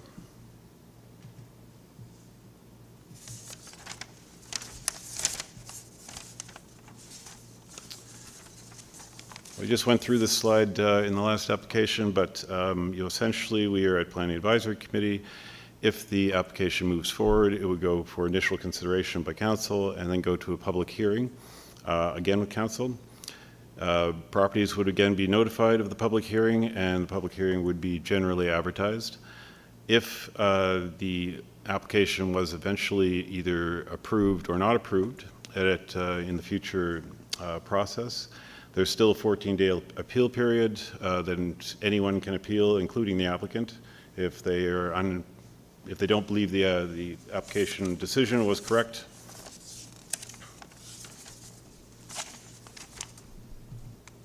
At this point, going through various municipal policies and looking at the applicant, we're recommending approval.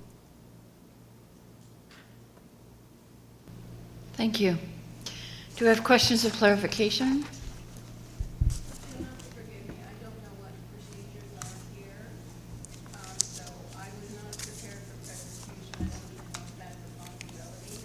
It- But I am a resident representing all of the residents, unfortunately, here by myself today because there was no ability or time for anyone else to come. They're all working or away.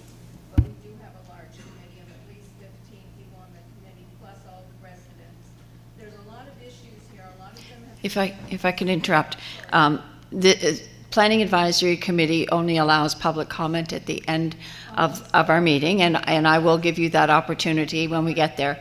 As far as your group, there will be a public hearing, and that will be the time for you to come forward, and you can all speak at that if you so choose. And we'll make sure that that is well advertised, and it's usually precedes a council hearing, a council meeting in the evening. Okay? Thank you. Councillor Allen. Thank you, Madam Chair. I have a question for Joe Lilly. You mentioned this property, but my understanding is it also lies within the Wolfville Water Protection Area? And if that's true, would that put a lot of restriction on this property going forward? Okay, just hang on. There you go. Madam Chair, through you. From what I understand, the property does lie within the well protection area, I believe, for Wolfville, or whatever it may be called. I did consult with, Laura may be able to answer this more appropriately than I can. We did discuss this, and from what I understand, there are no regulations that are in place at the current time for that particular zone. So I don't believe there'd be any restrictions at this point that would be considered. Thank you, Madam Chair. Just to follow up to Joe's comment, that's correct. The province, when we adopted our newest documents, they required us to show in our mapping the extent of the town of Wolfville's wellfield protection area. But to this point, there are no regulations yet in place. Okay, thank you. I have one more question, if I'm allowed. If this rezoning were to go through, would we be able to put additional restrictions on how that building could be used? And if it went to a new owner, could it be rezoned back to A2? The citizens have a concern that if we allow this to go through, that the present applicant would be capable of operating a commercial business there without any restrictions. And then if he decided to sell that property, it would be open on the market for any development in a commercial zone.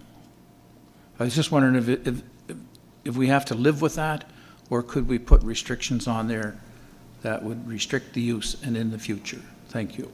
Okay, I'll start that answer. In terms of restrictions, the answer would be no. Council, through the adoption of these documents, has already deemed, if a property is deemed appropriate to get rezoned into the C4 zone, we've already gone through a whole planning process with this group to determine what are appropriate uses within that C4. So we've already gone through that process. It was an 8-year process, but we went through that process to determine what we felt as a municipality were appropriate uses in a zone, such as this. So if you look at the land use bylaw, there's a whole list of things that are permitted in that zone. And indeed, in any of our zones, we predetermine what's permitted.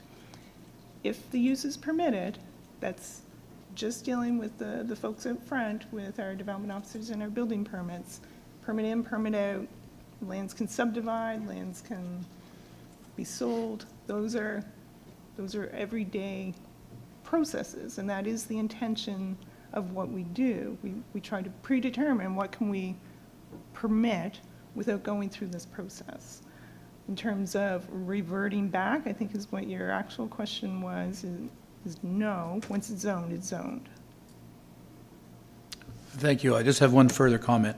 I'll be voting for this recommendation so that we can move the whole process along to a public hearing, so we can have a more wholesome debate, and thank you. Thank you.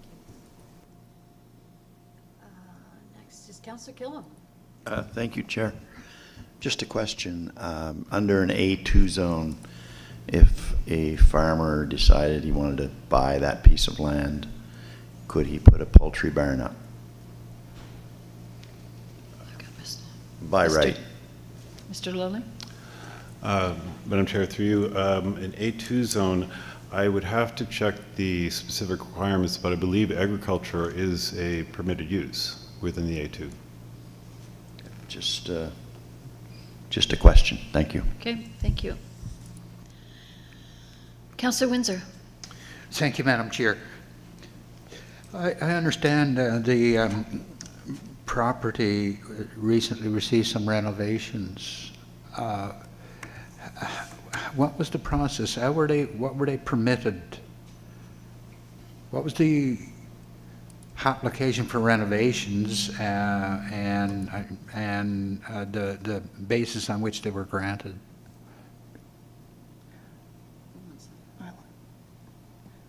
I'll answer that, but again, I'm going to preface that this is outside the scope of what we're doing here today, because we're looking at rezoning. But in general terms, there was a building permit that was applied for, issued, because the use that was disclosed as the permit was something that was permitted in the underlying zone. So the permit was issued, work was done, permit was closed. Okay, how long ago was that? Was it like? Just recently. Yeah, I'm just wondering how the trail of the process is there. Again, there's no violation here. Everything is fine. I'm not suggesting there is. I'm just trying to understand. I've seen a lot of detail on it.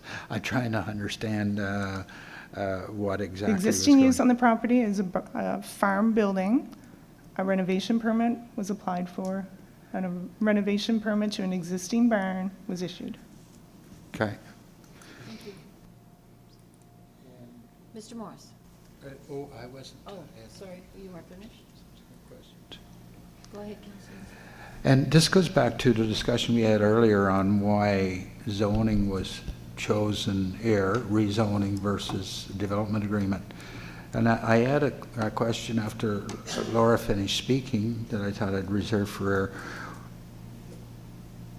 I understand why the development agreement on the other property, but was it possible to do a development agreement in this situation if the applicant so chose to make that application? Ms. Mosier's going to come in and answer that.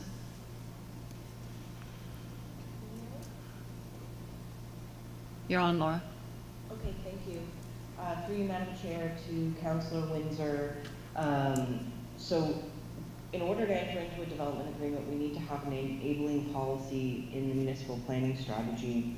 And for this type of development in the A2, we do not have a development agreement option. Rezoning is the only option that council has before it to consider commercial uses on a property that was previously zoned A2.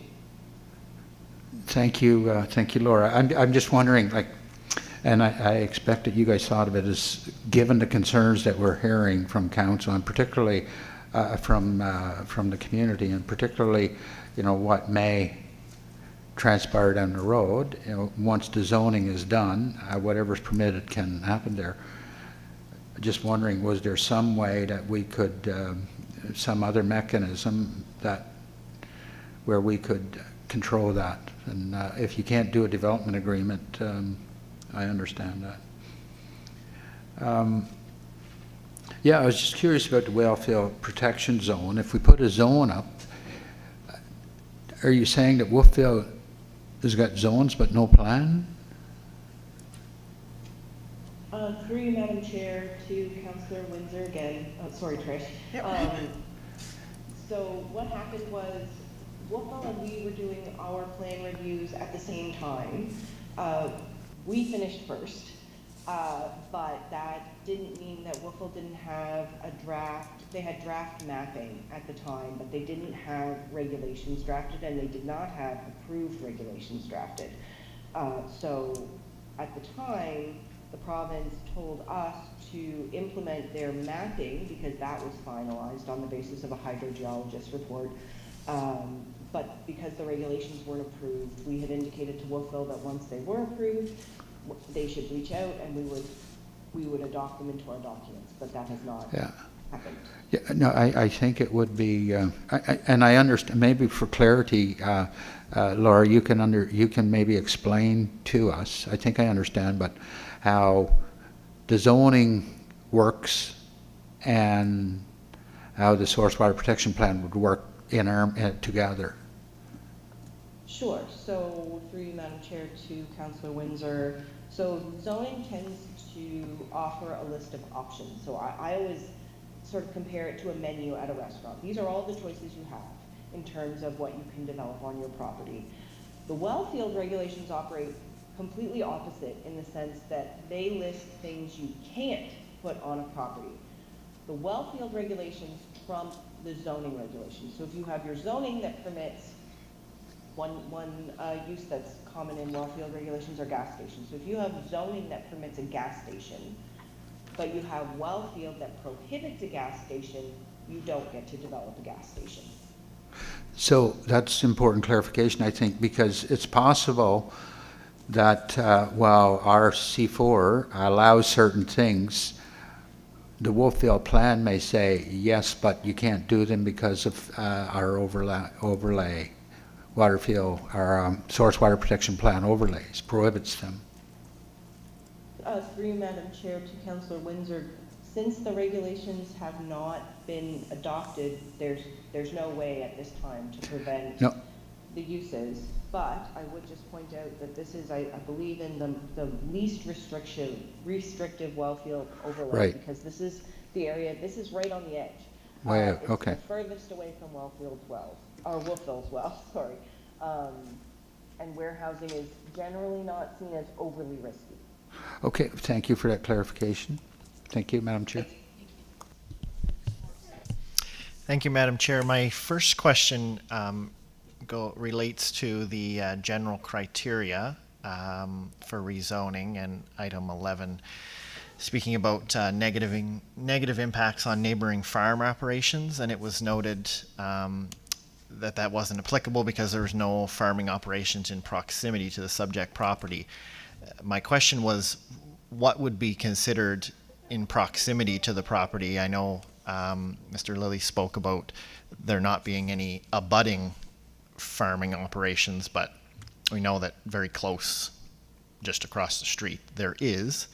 It was also noted that those uses or any in the area that the rezoning wouldn't negatively impact those, and I tend to agree with that, but I'm just wondering what would be considered, at what point would we say, okay, there is farming operations in proximity to the property?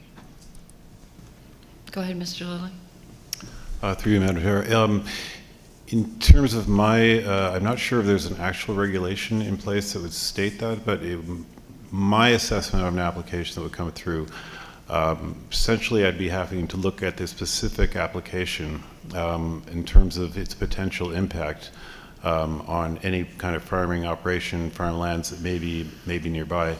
In this case, I can see no negative impact that would result in any farmland in the near area to the subject property. I don't know if there's a specific distance requirement. I mean, if there was an abutting piece of land that was being used as a farming operation, that would certainly take much more attention in terms of looking at the potential impacts. But I don't, as far as I understand, there are specific regulations in terms of things like distancing and how close a farm operation would have to be. Thank you. I do have a second question, if I may. Thank you. The second question is about lighting.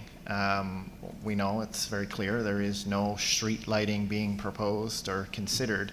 But I wonder, in any zone, A2, C4, whatever, whatever the zone, does the municipality regulate what type of zoning or what type of lighting is used on a property? Through you, within the general provisions within the land use bylaw, when we look at parking areas and just general use of the property, there's a general statement that's in there that talks about lighting is not to be directed off the property. So kind of what you're getting at, but it's not super clean from that perspective. Okay. That's all. Thank you. Thank you. Ms. Gagnon. Thank you, Madam Chair. I do have a few questions. The first one is considering C4 zoning, how many buildings are allowed on the C4 zoning? So there's currently one that was renovated under the A2 zoning. Once it changes to C4 zoning, can the whole frontal part be buildings? Can only one building allowed? Are there any housing dwellings allowed? Who wants it? Whoever knows the answer.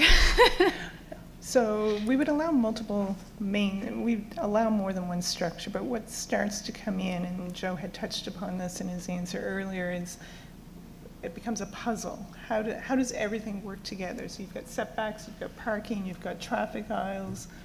All of that needs to work in order for a second building. And in this case, it would be on-site septic as well. So there's a lot of moving parts to whether or not you would see another structure on any property, really. Okay, so it's indeterminate, but the zoning permits. That's right. Depending on the setbacks, sewage, all that kind of stuff. Okay. Oh, sorry, and you did ask about residential. So the C4 zone would allow residential within that structure, so not standalone, but within, provided it was above, below, or behind a commercial use. So okay, so the building would still have to have a commercial use, and then residential dwelling could be within that building. That's correct. As long as it still has a commercial use. Right. So an independent house, independent from the building, could not be That's right. allowed on a C4 zoning. Okay. For Mr. Lilly, you mentioned new news this morning that the province had permitted commercial access to the site permit.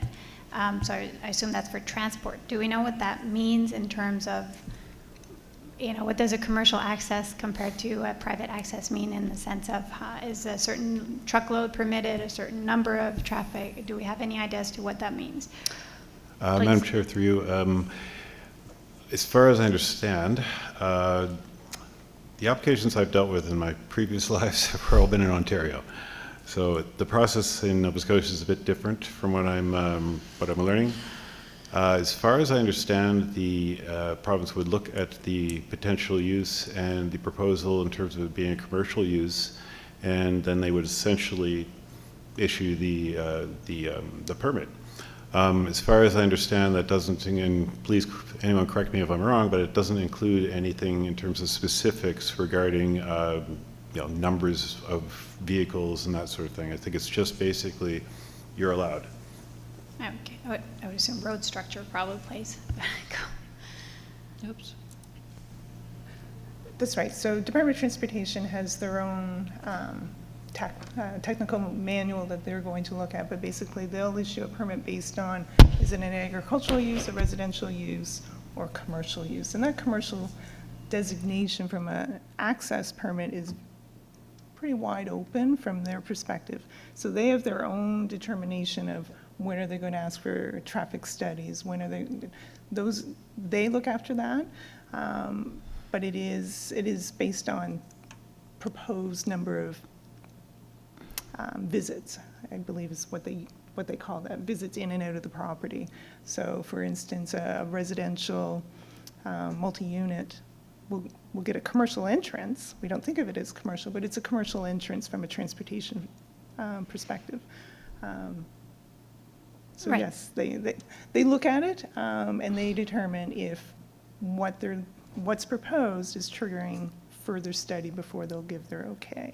And then contrary to that, or on top of that, when a building permit is applied for a new use within a property, we ask those questions again. So we would send it back to transportation. Okay, is this new proposed use something that now needs a traffic study? So it's re-asked every time something different happens on a property. Okay, so what that helps me visualize is that, like, even if this was an abattoir, there would be an increase in traffic of trucks potentially. So, you know, the area would have to have some sort of security lighting just to make sure that trucks can go in and out safely and all that kind of stuff. So I think the concerns that the citizens have indicated is probably to be considered seriously. Well, they should always be considered seriously, but I mean, it probably a fact to be. I don't agree with the wording in the report in terms of agriculture and existing construction, so those terms are used in the sense that for me, and this maybe is a legal difference of what legally agriculture is defined with the municipal planning, but it's A2 zone, it's rural mixed use, but an A1 zone as well, but we do expect agriculture to be around, and the whole zoning around it is A2, so for me, it can't distinguish. To me, that's still agriculture. So I don't necessarily agree with the wording that there is no immediate agricultural use, or it wasn't used, the word, but that throws me off.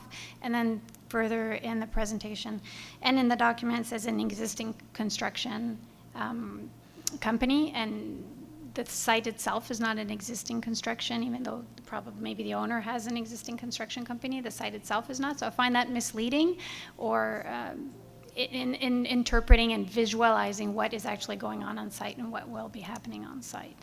I don't know if that can be reviewed or exercised there.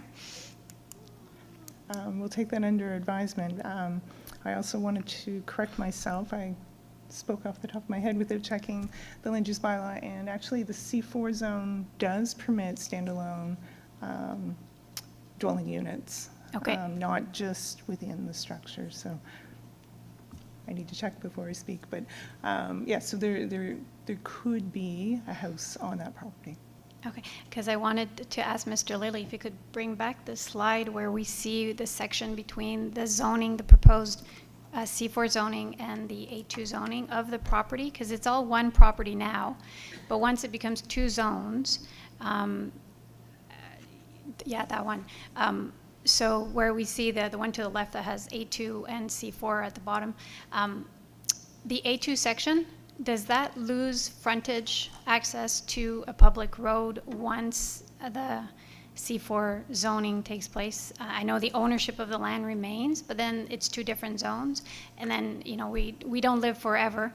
Land doesn't belong to us forever. It always ends up changing hands. And so once it changes hands, does having the frontal part, a C4, make it impossible for an A2 in the back to end up being a usable land where someone could say, I want to be a new farmer and I want to farm here and I want to build a house? Do they have frontage? Would they meet the requirements for any type of like that? Are we blocking in some sense that piece of land in the back?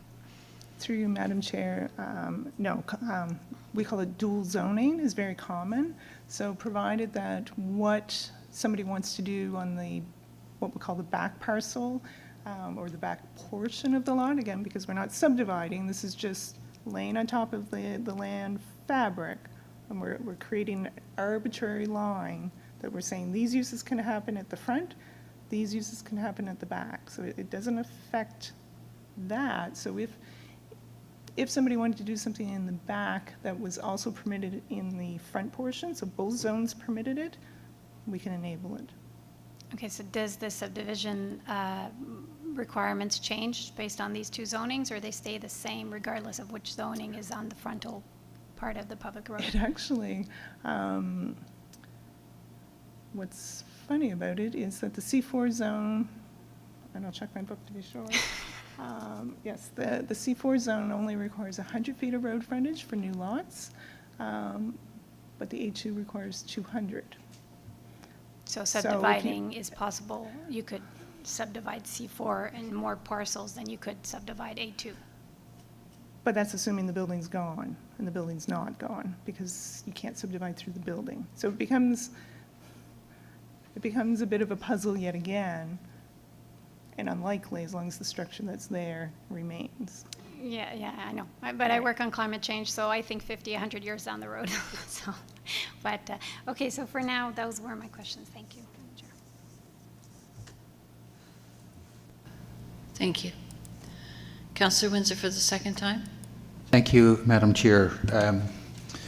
Yes, when we get to vote, I will be supporting, as Councillor Allen mentioned, moving it along because we haven't even gotten to the public hearing process yet. So there's a lot that can be said. I certainly share some of the concerns of the residents here. And that's why my question's about how it could be, and I think other councillors too, how could it be limited? Because I'm looking at under the C4, some of the things that can go in there, and there is a lot of items that can go in, storage sheds, crematorium, fixed roof, overnight accommodations, funeral homes. There's a long list, heavy equipment facilities. There's a long list that I think kind of really highlights to me the concern that we're talking, and that's why I mentioned earlier when I asked a general question, we have a constituent we have a singular person, all legitimate, with a business interest, and we're going to zone a piece of property. But as has been noted here, I think it was just mentioned that the land always doesn't remain in that one home, one owner, with that one owner and with one intent. The world changes. So we're changing it for any of those possibilities when we zone it. I think we're getting into debate here. Councillor Windsor, do you have a question? No. Okay. So can you hold that until we get into debate on the motion? Okay. Appreciate it. Thank you. Mr. Morris. Thank you, Madam Chair. My question is relating to the C4 zone. I understand that the purpose of that zone is to provide opportunities for commercial uses in rural communities. Is that, trying to figure out how to phrase my question, but is this the type of intent that the zone was intended for when it was created, I guess? Maybe you're on. Thank you, Madam Chair. I think the best way to answer that is twofold. So this zone is only permitted in our rural zones, so that's N1 and A2.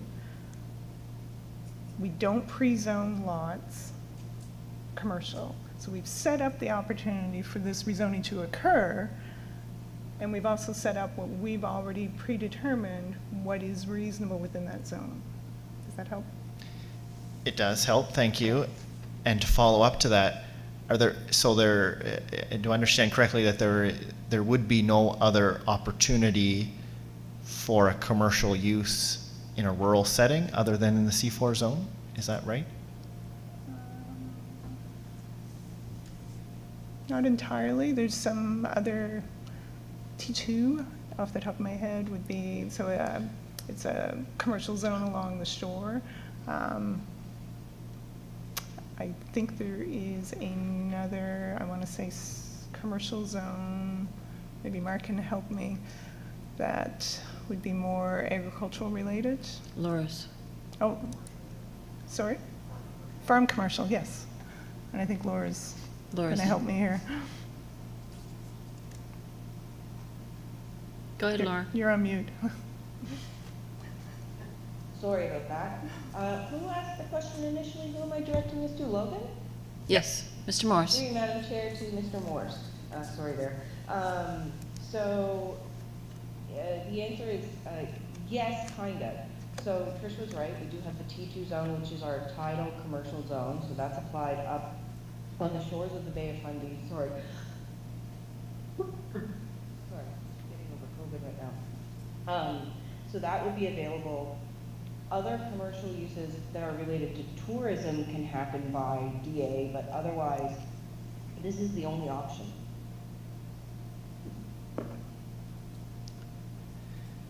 Thank you. Oh, thank you. Councillor Granger. Thank you, Madam Chair. Through you, I'll be brief. Through you, Logan kind of stole my question about proximity, so I got that answered. But I did want to echo Councillor Allen's response that getting this to a public place would be a good thing. Also, as well, I did a drive-by just to check out the area, what we're talking about and what it looks like. And yeah, I'm anxious to see what the public hearing brings our way. Thank you. Thank you. Ms. Gagnon for the second time. Thank you, Ms. Chair Armstrong. I guess it follows Mr. Morse's question is in the sense that this type of business or commercial business could be done in other type of commercial zoning as well. So for example, when we did the new South Minas, this new Minas South plan, there was a bunch of new different commercial zones in that plan that we were looking at. So in this case, we're proposing C4 for this area because it's the one that works here, but could that business be in an other commercial zone? I don't know. I'm going to say New Minas South when it develops, but just like, is it the type of business that can be in any other type of zoning that is commercial, elsewhere than in this area? I mean, I think what you're asking is this a permitted use that's allowed in other zones? in Okay. other zones within the municipality there, or the area close by? Yes, it would that's be not- permitted in other zones. It's So- not just in the C4. Okay, so it could be in a C1, C2. I think It's we definitely have. permitted in the C1. Okay. Maybe C2? Nope, not C2. So C1. So C1, and C1s are generally in urban growth centers? That's right. So this would be the alternative for outside the growth centers. So outside this, the alternative would be for the business to be in a growth center under C1. Okay, thank you. Thank you. Okay, could you put the motion back up, Mr. Lilly, please? I have no more lights. So the motion before us is the Planning Advisory Committee recommends that council give first reading to and hold a public hearing regarding rezoning the southern portion of the property located at 1299 Ridge Road, PID 55190854, Wolfville Ridge, from the rural mixed-use A2 zone to the rural commercial C4 zone as shown in Appendix F of this report, dated October 11, 2022. Do I have a mover, please? Councillor Granger. Mr. Morris, thank you. Is there any debate? No questions. Debate. Councillor Windsor. Just one final comment. I could see from all the correspondence, it's an emotional thing in the neighborhood, and rightly so. And I'm really glad that people are representing themselves, and I'm finding it a real challenge to work through all those concerns and to be able to I want to get to the right decision for everyone. I will support it forward to the next step because it is to further here. Theoretically, we're early in the process. However, I've not seen this much interaction in advance at this point in the process before. I don't think I have. So I really want to honor the people's input, and I really want to remain open. I think we have to give a benefit of a doubt to the process to hear further, and then we will have some weighty things to consider. And I really hope that we do come up with the right decision. I wish there was a way where, to me, the challenge seems to be we want to allow something to happen, but we don't want to open the door to anything and everything down the road. And I think that's probably the paramount concern of the citizens. And so I don't know if there's any further thinking staff could do on that in that area, but if there was, it would probably make things a little more easier for us. Thank you. Thank you. I have no more lights. I'll call the question. Please vote now.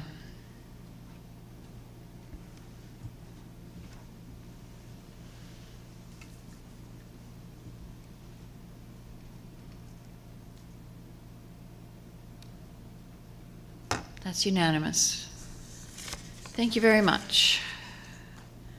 The next item that we have is an application to enter into a development agreement at 1439 Baxter's Harbor Road. That file belongs to Mr. Fredericks. It's all yours.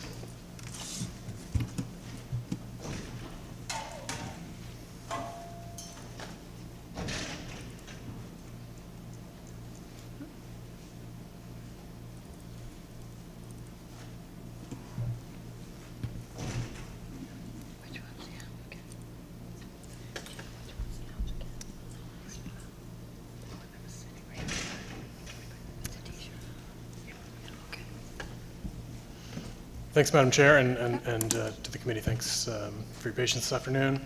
This is a fairly straightforward development agreement. This is a request from Baxter's Harbor to permit up to 5 recreational cabins on a property at 1439 Baxter's Harbor Road. The applicant here is Dwayne Mailman, who co-owns the property with his mother, Deborah Mailman. Dwayne's based in Toronto, so not able to be here with us today. This property is split zoned or dual zoned as well. It's in the tidal shoreland T1 zone in the front and mixed or rural mixed use A2 in the back. The subject property has one existing cabin on it, and it's used primarily as a cottage, and it's occasionally rented to visitors to the area. And the rental demand for this one particular cottage has been busy enough that the owners feel like it's worth considering a few additional cabins on their property. It's a 5-acre property. It's mostly wooded. And originally, this application was considered as a rezoning to the P1 or commercial recreation zone. But after hearing some concerns from the surrounding community, and with the ability in this case, not always is this option available, but in this situation, there was the opportunity to consider this by development agreement. So staff worked with the landowner, the applicant, on a sort of a transition to a development agreement, which offered a bit more certainty for the surrounding communities and certainly one adjacent neighbor. So that DA was prepared, and that essentially permits 5 cabins, whereas the rezoning to the commercial recreation zone would have left many other unknowns and some uncertainty in terms of how it would be developed. So the development agreement gave some certainty to that. The property, as you can see, is heavily wooded. Most of the area is pretty wooded. The existing cabin is close to the road here. And the idea is that they would phase 1 or 2 cabins here, perhaps next summer, and 1 or 2 more behind here, perhaps the following summer, as demand supports. And the nearest neighbor who we did receive some correspondence with is located just to the south, right here. So the municipal planning strategy considers development agreement options that are visitor-oriented. And this goes back to the discussion we just had, where sometimes we can consider things through development agreement, and sometimes rezoning is the only option. And so in this case, the planning strategy does allow for a development agreement for visitor-oriented kind of proposals. And in this case, when we're talking about tourist lodging or recreational cabins, Certainly we found that the proposal was consistent with that policy. So the criteria that we look at here are primarily, is the proposal oriented to visitors? And that could include things like lodging in this case. It could include event venues and maybe even restaurants as well. So those are the sorts of things that this policy can consider in the rural areas, particularly in the shoreland designation and agricultural designation. The subject property also must have a lot area that's appropriate for the proposed use. And again, 5 cabins is not a tremendous number of cabins on a 5-acre property. And so staff are of the opinion that that's an appropriate lot area. The final consideration is that the facilities are adequately buffered or separated from surrounding residential dwellings. And staff are of the opinion that we've effectively achieved that through a 50-foot sort of setback. And we'll look at that in just a moment. And again, the intent of that buffering and the lot area is to reduce or mitigate the negative impacts that may be associated with the kind of commercial tourism operation, that being maybe noise, light, or other visual impacts. So this site plan is fairly straightforward. It shows sort of the full property, and the kind of hatched area is where the development can take place. And so that ensures that there's this large 50-foot setback around all the sides. While there's one primary neighbor to the south, it's conceivable that another dwelling could locate to the north, or conceivably in the back as well. So we applied this 50-foot setback mostly out of consistency, but staff are of the opinion that helps to mitigate that kind of potential impact. The general criteria were all met in this case as well. Certainly there is a potential for land use conflict with tourism, commercial tourism operations. But again, that's helped by the 50-foot setback. So we believe that the land use conflict is kind of addressed through that setback. It's a very suitable site. There's no well fields, so no impact on well fields. There's no financial impact on the municipality, and the proposal is in keeping with the municipal planning strategy. The municipal planning strategy has a number of goals and objectives, particularly in the shoreland objectives, and that is, this is a zone in the T1, in the shoreland zone, and within those areas, there's an economic development goal, there's a healthy communities goal, and in the rural areas, there's a rural and natural areas goal. These look at maintaining the rural character of the landscape, and certainly 5 units across 5 acres is pretty consistent with the kind of rural residential development in the county.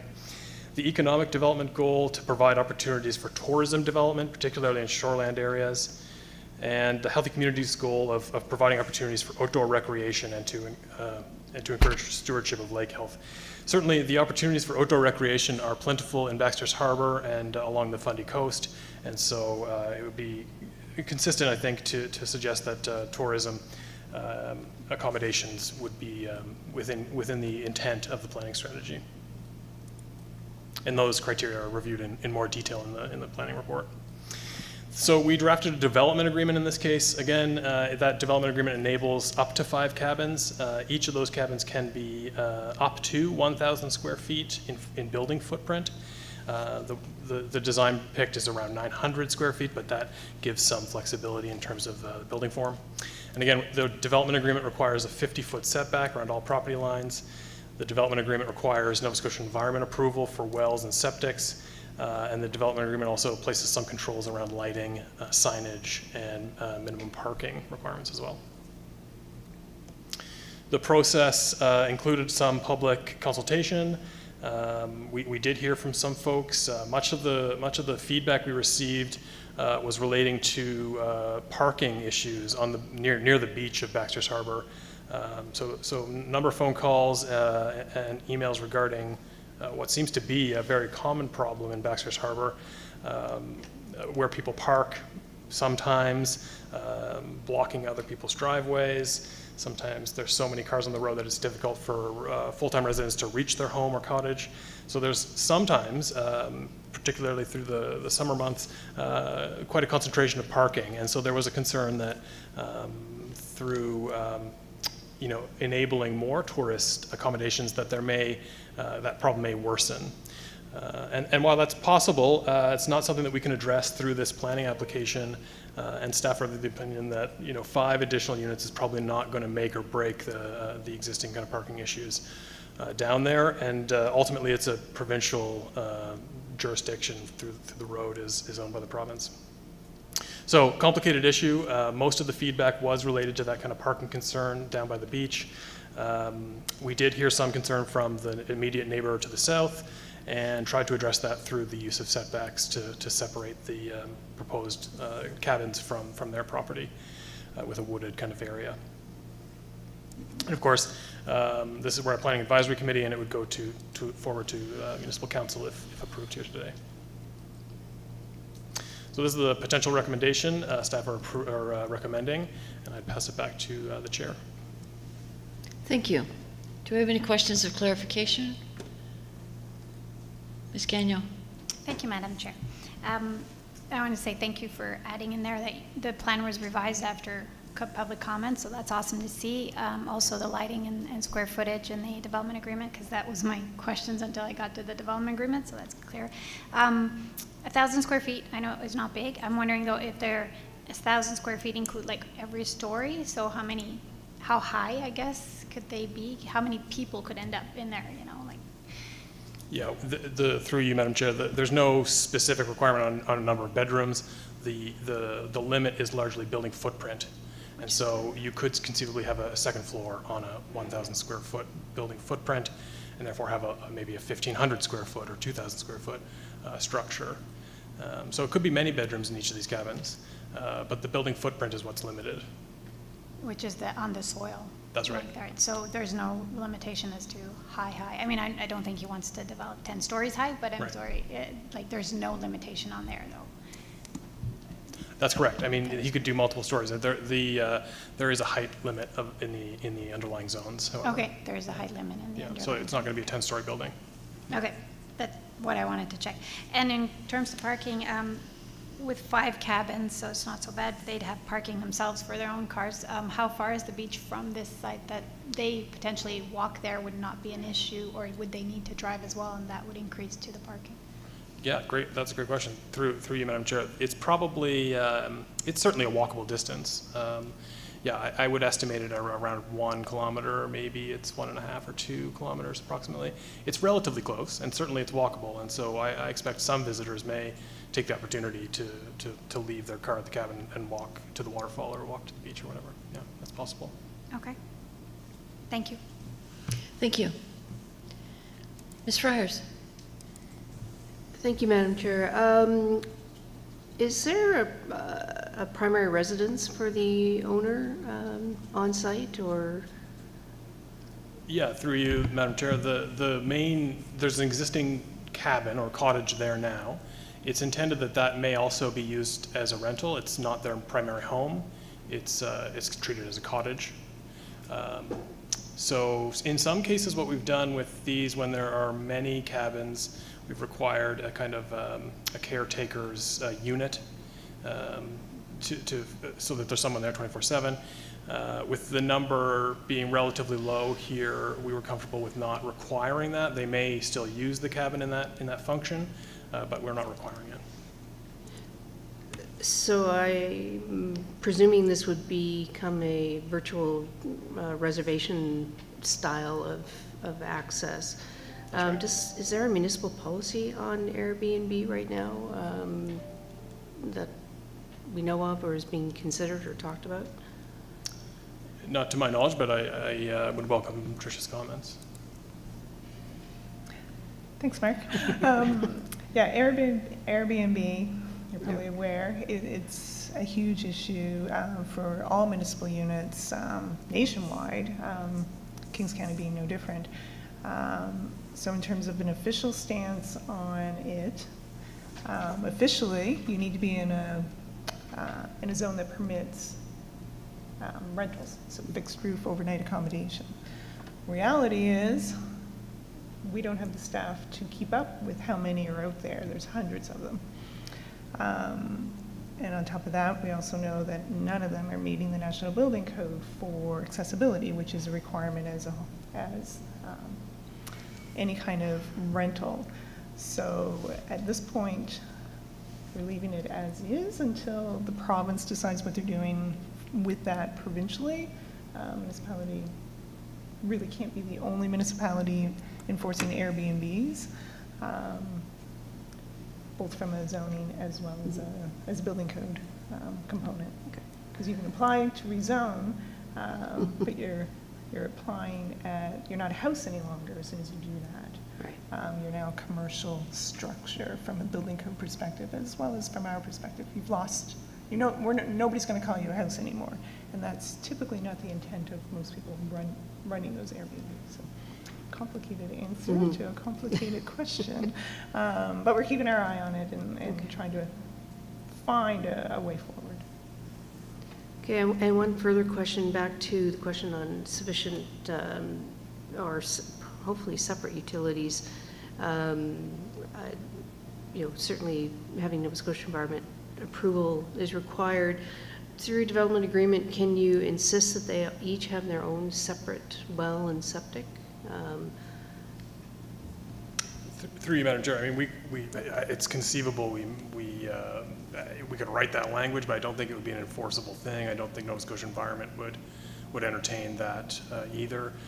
They may end up that way, I suppose. There may be more than one well, more than one septic, but in cases like this, sometimes they'll try to share a septic system across two or more cabins. I'll just jump in. I don't believe there is a mechanism within Department of Environment's regulations to permit more than one septic field within a site. So the applicant will have to figure that out, how they're going to accommodate. As soon as you introduce water into a property, into a structure, you must have an on-site septic. Even if you've got a compost toilet, as soon as there's running water, so your sink, you have some kind of on-site septic. So the good news is the envelope that Mark has in that agreement says, fit everything in there, meet the setbacks, and make environment happy. We can help with the rest. Okay. Thank you. Thank you. Councillor Killam. Thank you, Madam Chair. Just a comment with respect to the province enforcing all the possible accessibility requirements of B&Bs. I would suggest that if they attempted to do that, that we would lose a lot of B&Bs and accommodations in this province for tourism because of the expense that these small operators would have to endure. So maybe it's best the way it is. Thank you. Thank you. Ms. Gagnon? Thank you, Madam Chair. That makes me think, Ms. Fryer's questions, does the development agreement or the zoning, because it's A2, determine percentage of trees that have to be kept? Like, obviously, I would think the appeal is that it's in nature and that the trees, so I'm assuming the developer will want to keep a lot of trees, get the cabins not too squished together and all that, but is there anything in the bylaw or in the zoning or in the development agreement that would ensure that it doesn't just, 50 feet all around and then everything is just clear cut in the middle, but the cabins and put tiny little trees that'll grow eventually? Yeah, through you, Madam Chair. There isn't in this development agreement, although there is the ability to write in some requirements around vegetation. Some of our past development agreements have done that. In this case, the applicant is dealing with a relatively wooded property, and their intent is to keep as many trees as possible.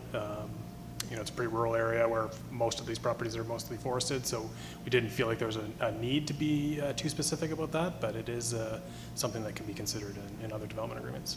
Okay, and since everyone spoke of Airbnb, is there anything in this current zoning or in development agreement that would forbid or prevent this person from renting them out as Airbnbs? Or since it's aimed at rental anyways, that it's covered by zoning?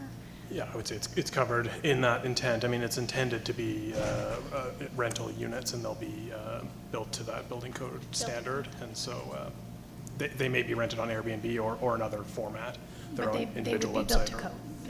That's right. To that code that would accommodate. The accessibility code, yeah. Thank you. Thank you.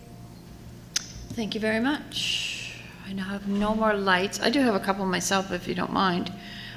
Is this going to be there's an existing cabin, so is it plus 4 plus that one, or is it 5 plus that one? 4 plus that one, so 5 in total. Okay. And does the development agreement specify how many parking spaces you need per unit?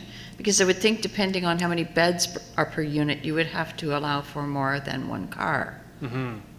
Yeah, I think the development agreement specifies a minimum of 1 per unit.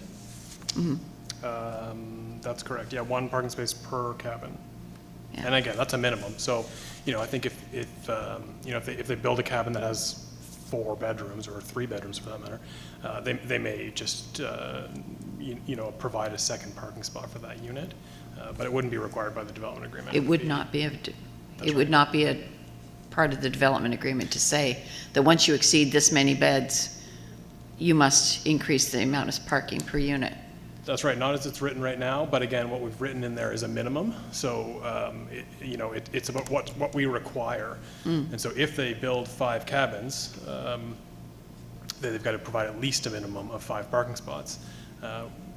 Whether that's the right number, I mean, maybe it's 1.5, maybe we consider some language around increasing it if the square footage increases. So that's a fair, I'm just thinking that my house isn't much more than 1,000 square feet, You need one. and I have more cars than one parked in my driveway, and that's just me and my husband. But so if it was possible, I'd like to see them like a minimum of 2, based on 1,000 square foot, right? Mm-hmm. And I'm looking at the letter that was received from the neighbor on the south side? So, yep. It says approximately 75 feet from the property line, so the additional 50 feet buffering zone puts them 125 feet? No, that's actually a previous email. So what we we explored 75 feet on that south boundary, but through internal kind of consideration, we kind of equalized it to be 50 feet all the way around.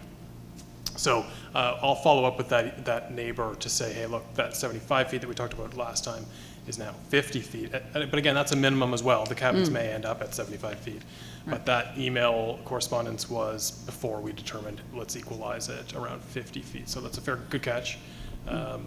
We had considered 75 feet on the south property boundary, and a slightly reduced one on the north, but decided maybe it's more appropriate to equalize that setback. Yeah, maybe if we could just have some clarification before we see this again. Sure. The only other thing I would say is to Ms. Fryers about the environment and the septic. Normally, it's based on the amount of water that flows into that septic, or in the number of bedrooms. Yeah. It's the number of bedrooms that triggers the So the more size. bedrooms you have, the larger it becomes. So to accommodate one to, that the size may be prohibitive to have 5 cabins. So, because they have to fit it all on the lot, so. I don't have any other questions. Oh, Ms. Gagnon does? Okay. Oh, sorry. If I may, through you to you. Just the question on the parking, it might help PAC to understand that that's a development envelope that is proposed, so all activity related to those uses must be contained. So that would include parking. So while Mark has written in a minimum, should somebody rent and have 4 cars show up, all cars must be within that envelope. Okay, so they can't park on the road? Right. Okay, good enough, that's great. Ms. Gagnon, Thank go you, ahead. Madam Chair. So in terms of parking then, given that parking seems to be a big issue on this road, could potentially the developer add extra space to the frontage part of his property for parking that is for his clients, but would end up maybe being available for other people to park, or is the zoning not permitted in the development? No, we wouldn't permit that, and the topography of the area would not see that as something as being a benefit to anybody at going to the beach. It's quite a hike. Okay, thank you. Thank you. Okay, so we have no more lights. So the motion before us is the Planning Advisory Committee recommends that Municipal Council give initial consideration to and hold a public hearing regarding entering into a development agreement to permit up to 5 recreational cabins at 1439 Baxter Harbor Road, PID 55011332, which is substantively the same for minor differences in form, as the draft set out in Appendix D of the report dated October 11, 2022. Can I have a mover, please? Ms. Gagnon, thank you. Councillor Allen, thank you. Is there any debate? Nope. Then I'll ask you to cast your votes now.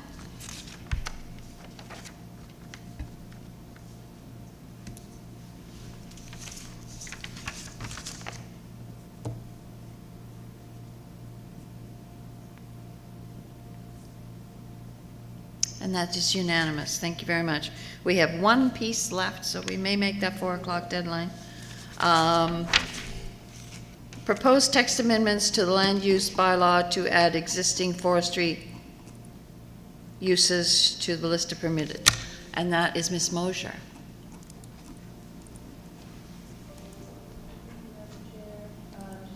Share my screen here.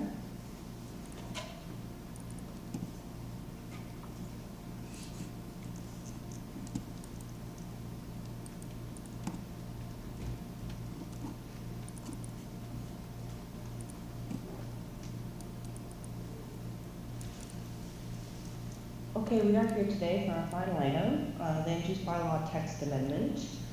The proposal is to add existing forest industry uses to the list of permitted uses within the A1 zone. This application originates from SG Levy, which is located in the Gaspereau Valley.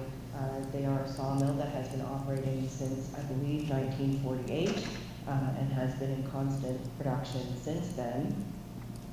This proposal comes before us because they secured a new contract that required a new building to enable the storage of wood chips.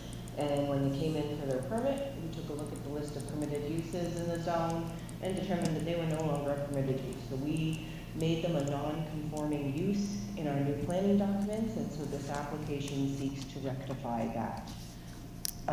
The proposal is to add existing forest industry uses to the list of permitted uses in the A1 zone, not to enable new operations, and we'll discuss why that might be a little bit later. In terms of the location of the property prompting this application, it is located in the Gaspereau Valley and spans 3 separate PIDs. This is a aerial photo of the subject properties. We see, you can see in the photo that there is stacks of lumber spread across the property. Here is where the bulk of the activity on the site happens in terms of milling lumber and processing lumber.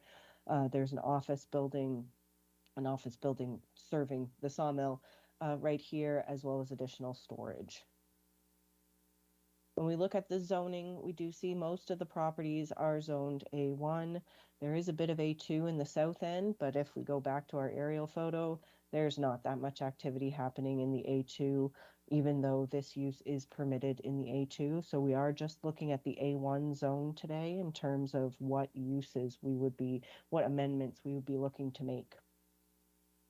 In terms of our designation, the entirety of all 3 properties are located within the agricultural designation, and we can see that the surrounding area is also agricultural. But again, it's important to note that this is a text amendment to the land use bylaw, so the subject properties are merely triggering this application. This could apply to other properties, but we'll discuss that again later too.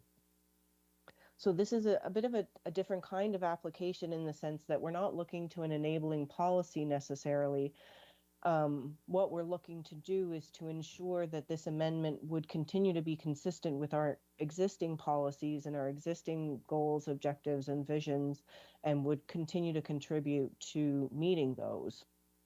So when we look at our rural and natural areas, we see that the vision says to identify where the existing rural character, ecological value, and economic functions of rural areas is protected. So this has been operating within the rural area for many, many years. It does contribute to the economic functions, and we did see this is a large operation. This type of use tends to be quite large. I think we're probably all familiar with the very large sawmill in Sackville on the way to Halifax on the 102. So we do know that these types of uses take up significant amounts of land.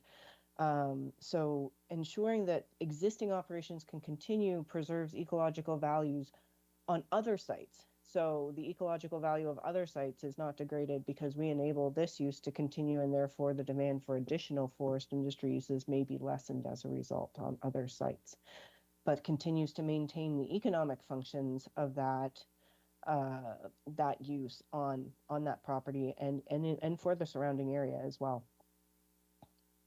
In terms of our rural objectives, when we look at our economic development theme, we're meant to foster industry that increases the viability of and supports rural businesses. So we have a lot of construction going on in the valley right now. To that end, construction tends to need lumber, so it's good to have this type of use close to where we see that construction happening, because if local construction companies can reduce their transportation costs, that therefore increases their viability, but also supports our rural businesses. And to that end, to support that objective, we see in policy 2.2.1 that council shall identify areas located outside of growth centers as rural areas on Schedule A municipal structure. These areas are intended to contain primarily agricultural and resource uses and their related industries, rural commercial uses, rural industrial uses, recreation uses, and limited residential development.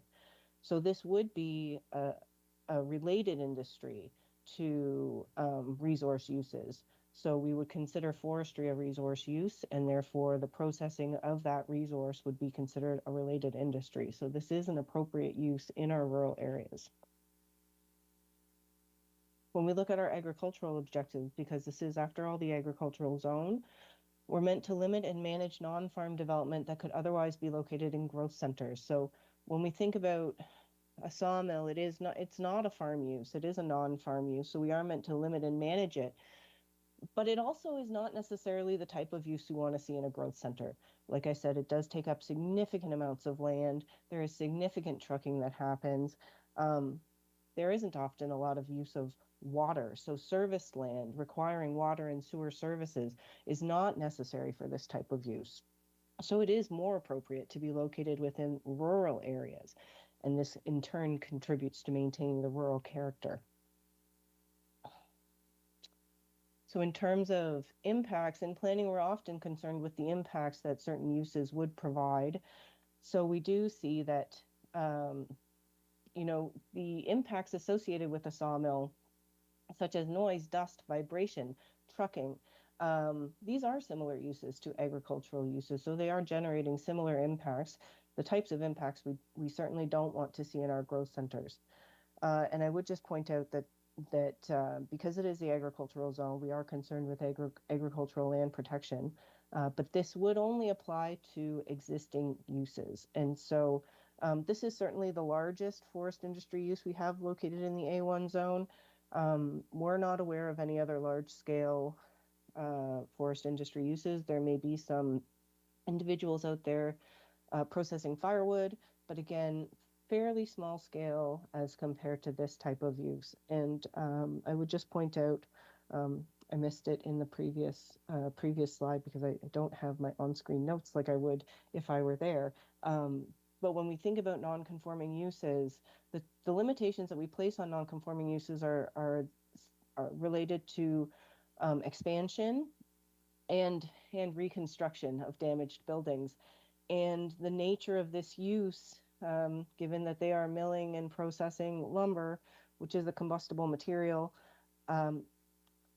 there are significant risks related to damage due to fire to this type of building. And if we are looking to maintain and support our existing businesses within the valley, it is also in our best interest to ensure that should something that disastrous happen, that they are able to rebuild with few restrictions, given that they have been operating since 1948 with few, if any, complaints and full support of the public. So when we go to our process, similar to the other process slides you've seen today, we did hold a PIM on August 4th. members within 500 feet or residents within 500 feet of our subject properties were notified. And 4 members of the public did attend the public information meeting. All were supportive of this application. We did also post the presentation online, and no additional comments have been received. You're here at Planning Advisory Committee. Should you pass this motion, it would receive first reading from council, who, should they wish to move forward, they would authorize a public hearing at which time we would advertise in the newspaper twice, and we would send out letters to members of the public again. So with that, we are making a positive recommendation today to make this amendment to the land use bylaw.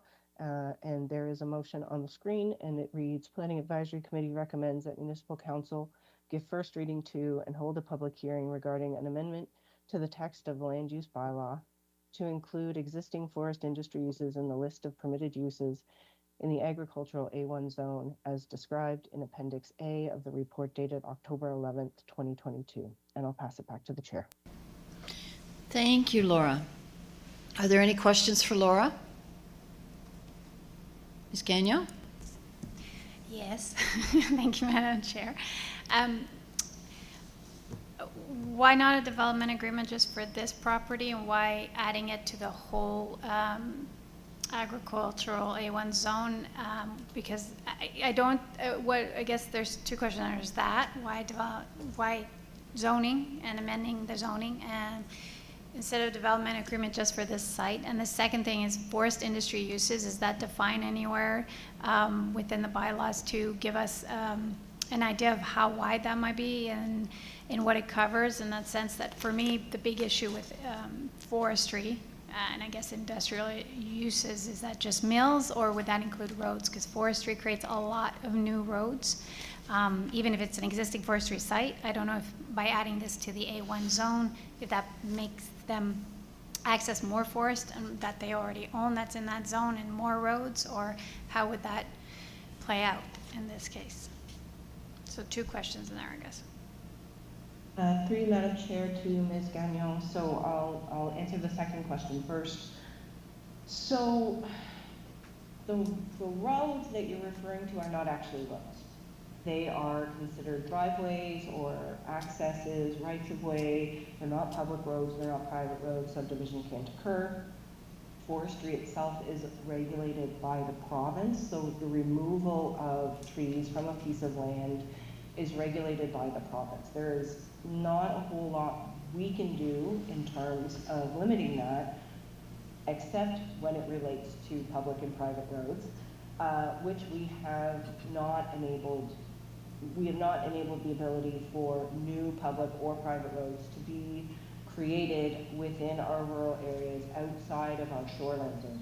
So within, around our lakes and along the coast, new private roads can be made. But otherwise, there are no new public or private roads enabled to be created.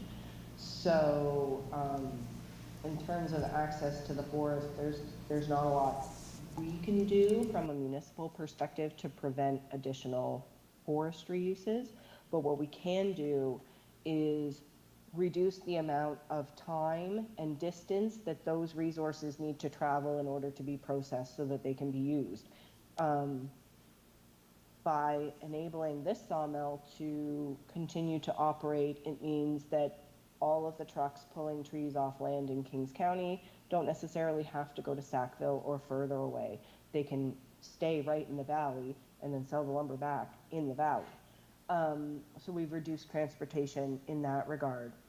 But in terms of a development agreement, so yeah, we could have considered a development agreement, but given the complexity of this operation, where it's been operating since 1948, well before any planning regulations were in place, many of the buildings would be considered non-conforming. Therefore, and if I go back, am I still sharing my screen? Yes. If we go back to the properties, these are oddly shaped properties. They are not always going to lend themselves well to meeting current setbacks. So there's the buildings that are there now. If they were to burn down, they would need to meet current setbacks, but they would also, every time a building burnt down or every time that a new building would need to be built, we would need to go back and amend that development agreement. And in the opinion of staff, when we took a look at this application, holistically speaking, when we think about how many forest industry uses are currently operating in the A1 zone and the difficulties of having to go through substantive amendments to DAs, we determined that in order to support this business, a land use bylaw text amendment to enable existing forestry uses to be permitted in the A1 zone made, on the balance, made what presented itself as the better option both for this business and for the municipality in terms of enabling their operations to continue as they have been since they started. Oh, you wanted the definition of forest industry use. So forest industry use means a building, structure, land, or part thereof used for milling, sawing, processing, storage, and or transport of lumber, wood, pellets, sawdust, and Christmas trees. Thank you, Laura, and I think it's great you're working from home, even if you're ill. Awesome, thanks. Turned on. Go ahead, Trish. Thank you. Through the chair, just to follow up on Laura's answer as well, I wanted to point out that Laura's intention by adding the word existing is very deliberate. That's a defined term within the land use bylaw. So that means any sawmill, but in this case we think we're just talking about this one. But by putting in that word existing, because it's a defined term, that means the sawmill needs to have been legally, not just existing, but legally existing from our perspective, prior to the adoption of the current bylaw, which would be November of 2019. So that, to your point, this isn't opening up the door for more forestry to occur. It's acknowledging if you're legally there, and he's legally there by getting the non-conforming status, so he's met that standard for us, it's allowing it to continue. It's not opening the door for new industry. Thank you. Councillor Allen? I would just like to add that I chaired that PIM meeting concerning this application, and people showed up to support. And I've heard numerous people since in support of this family of family-operated mill that's been family-owned for over 70 years. The reason they need this structure is so they can continue supplying wood chips to the Valley Regional Hospital, and that's their source of heat. So it's all the way around a win situation. Thank you. Thank you. I have no more lights. Laura, can you put the motion back up? I can certainly try. Oh, can you make it so I can read it? Is that better? There, much better. It was kind of tiny there for a bit. I know. It's hard when you don't have, I only have one screen here. So. Well, you get over that COVID and come back. I'm working on it. Okay, so the motion we have before us is the Planning Advisory Committee recommends that Municipal Council give first reading to and hold a public hearing regarding an amendment to the text of the land use bylaw to include existing forest industry uses in the list of permitted uses in the agricultural A1 zone as described in Appendix A of the report dated October 11, 2022. Can I have a mover, please? Councillor Allen, Ms. Friars, thank you. Is there any debate? No, so you can cast your vote now, please.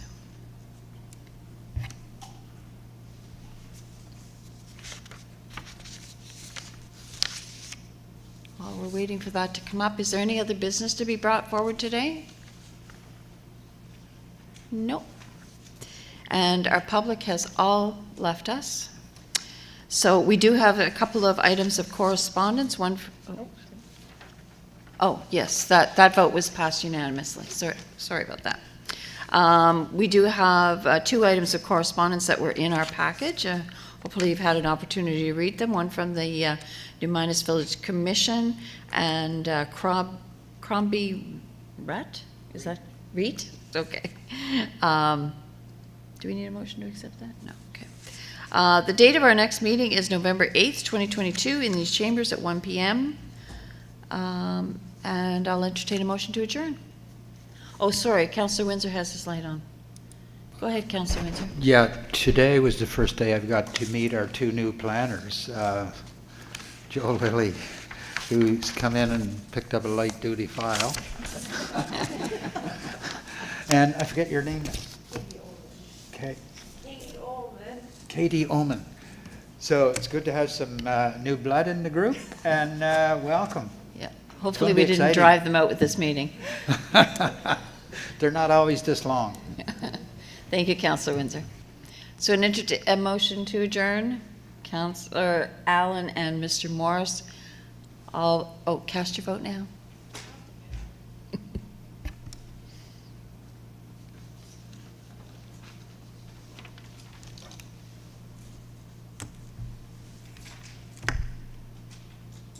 And that is unanimous. Thank you all for coming. Appreciate it.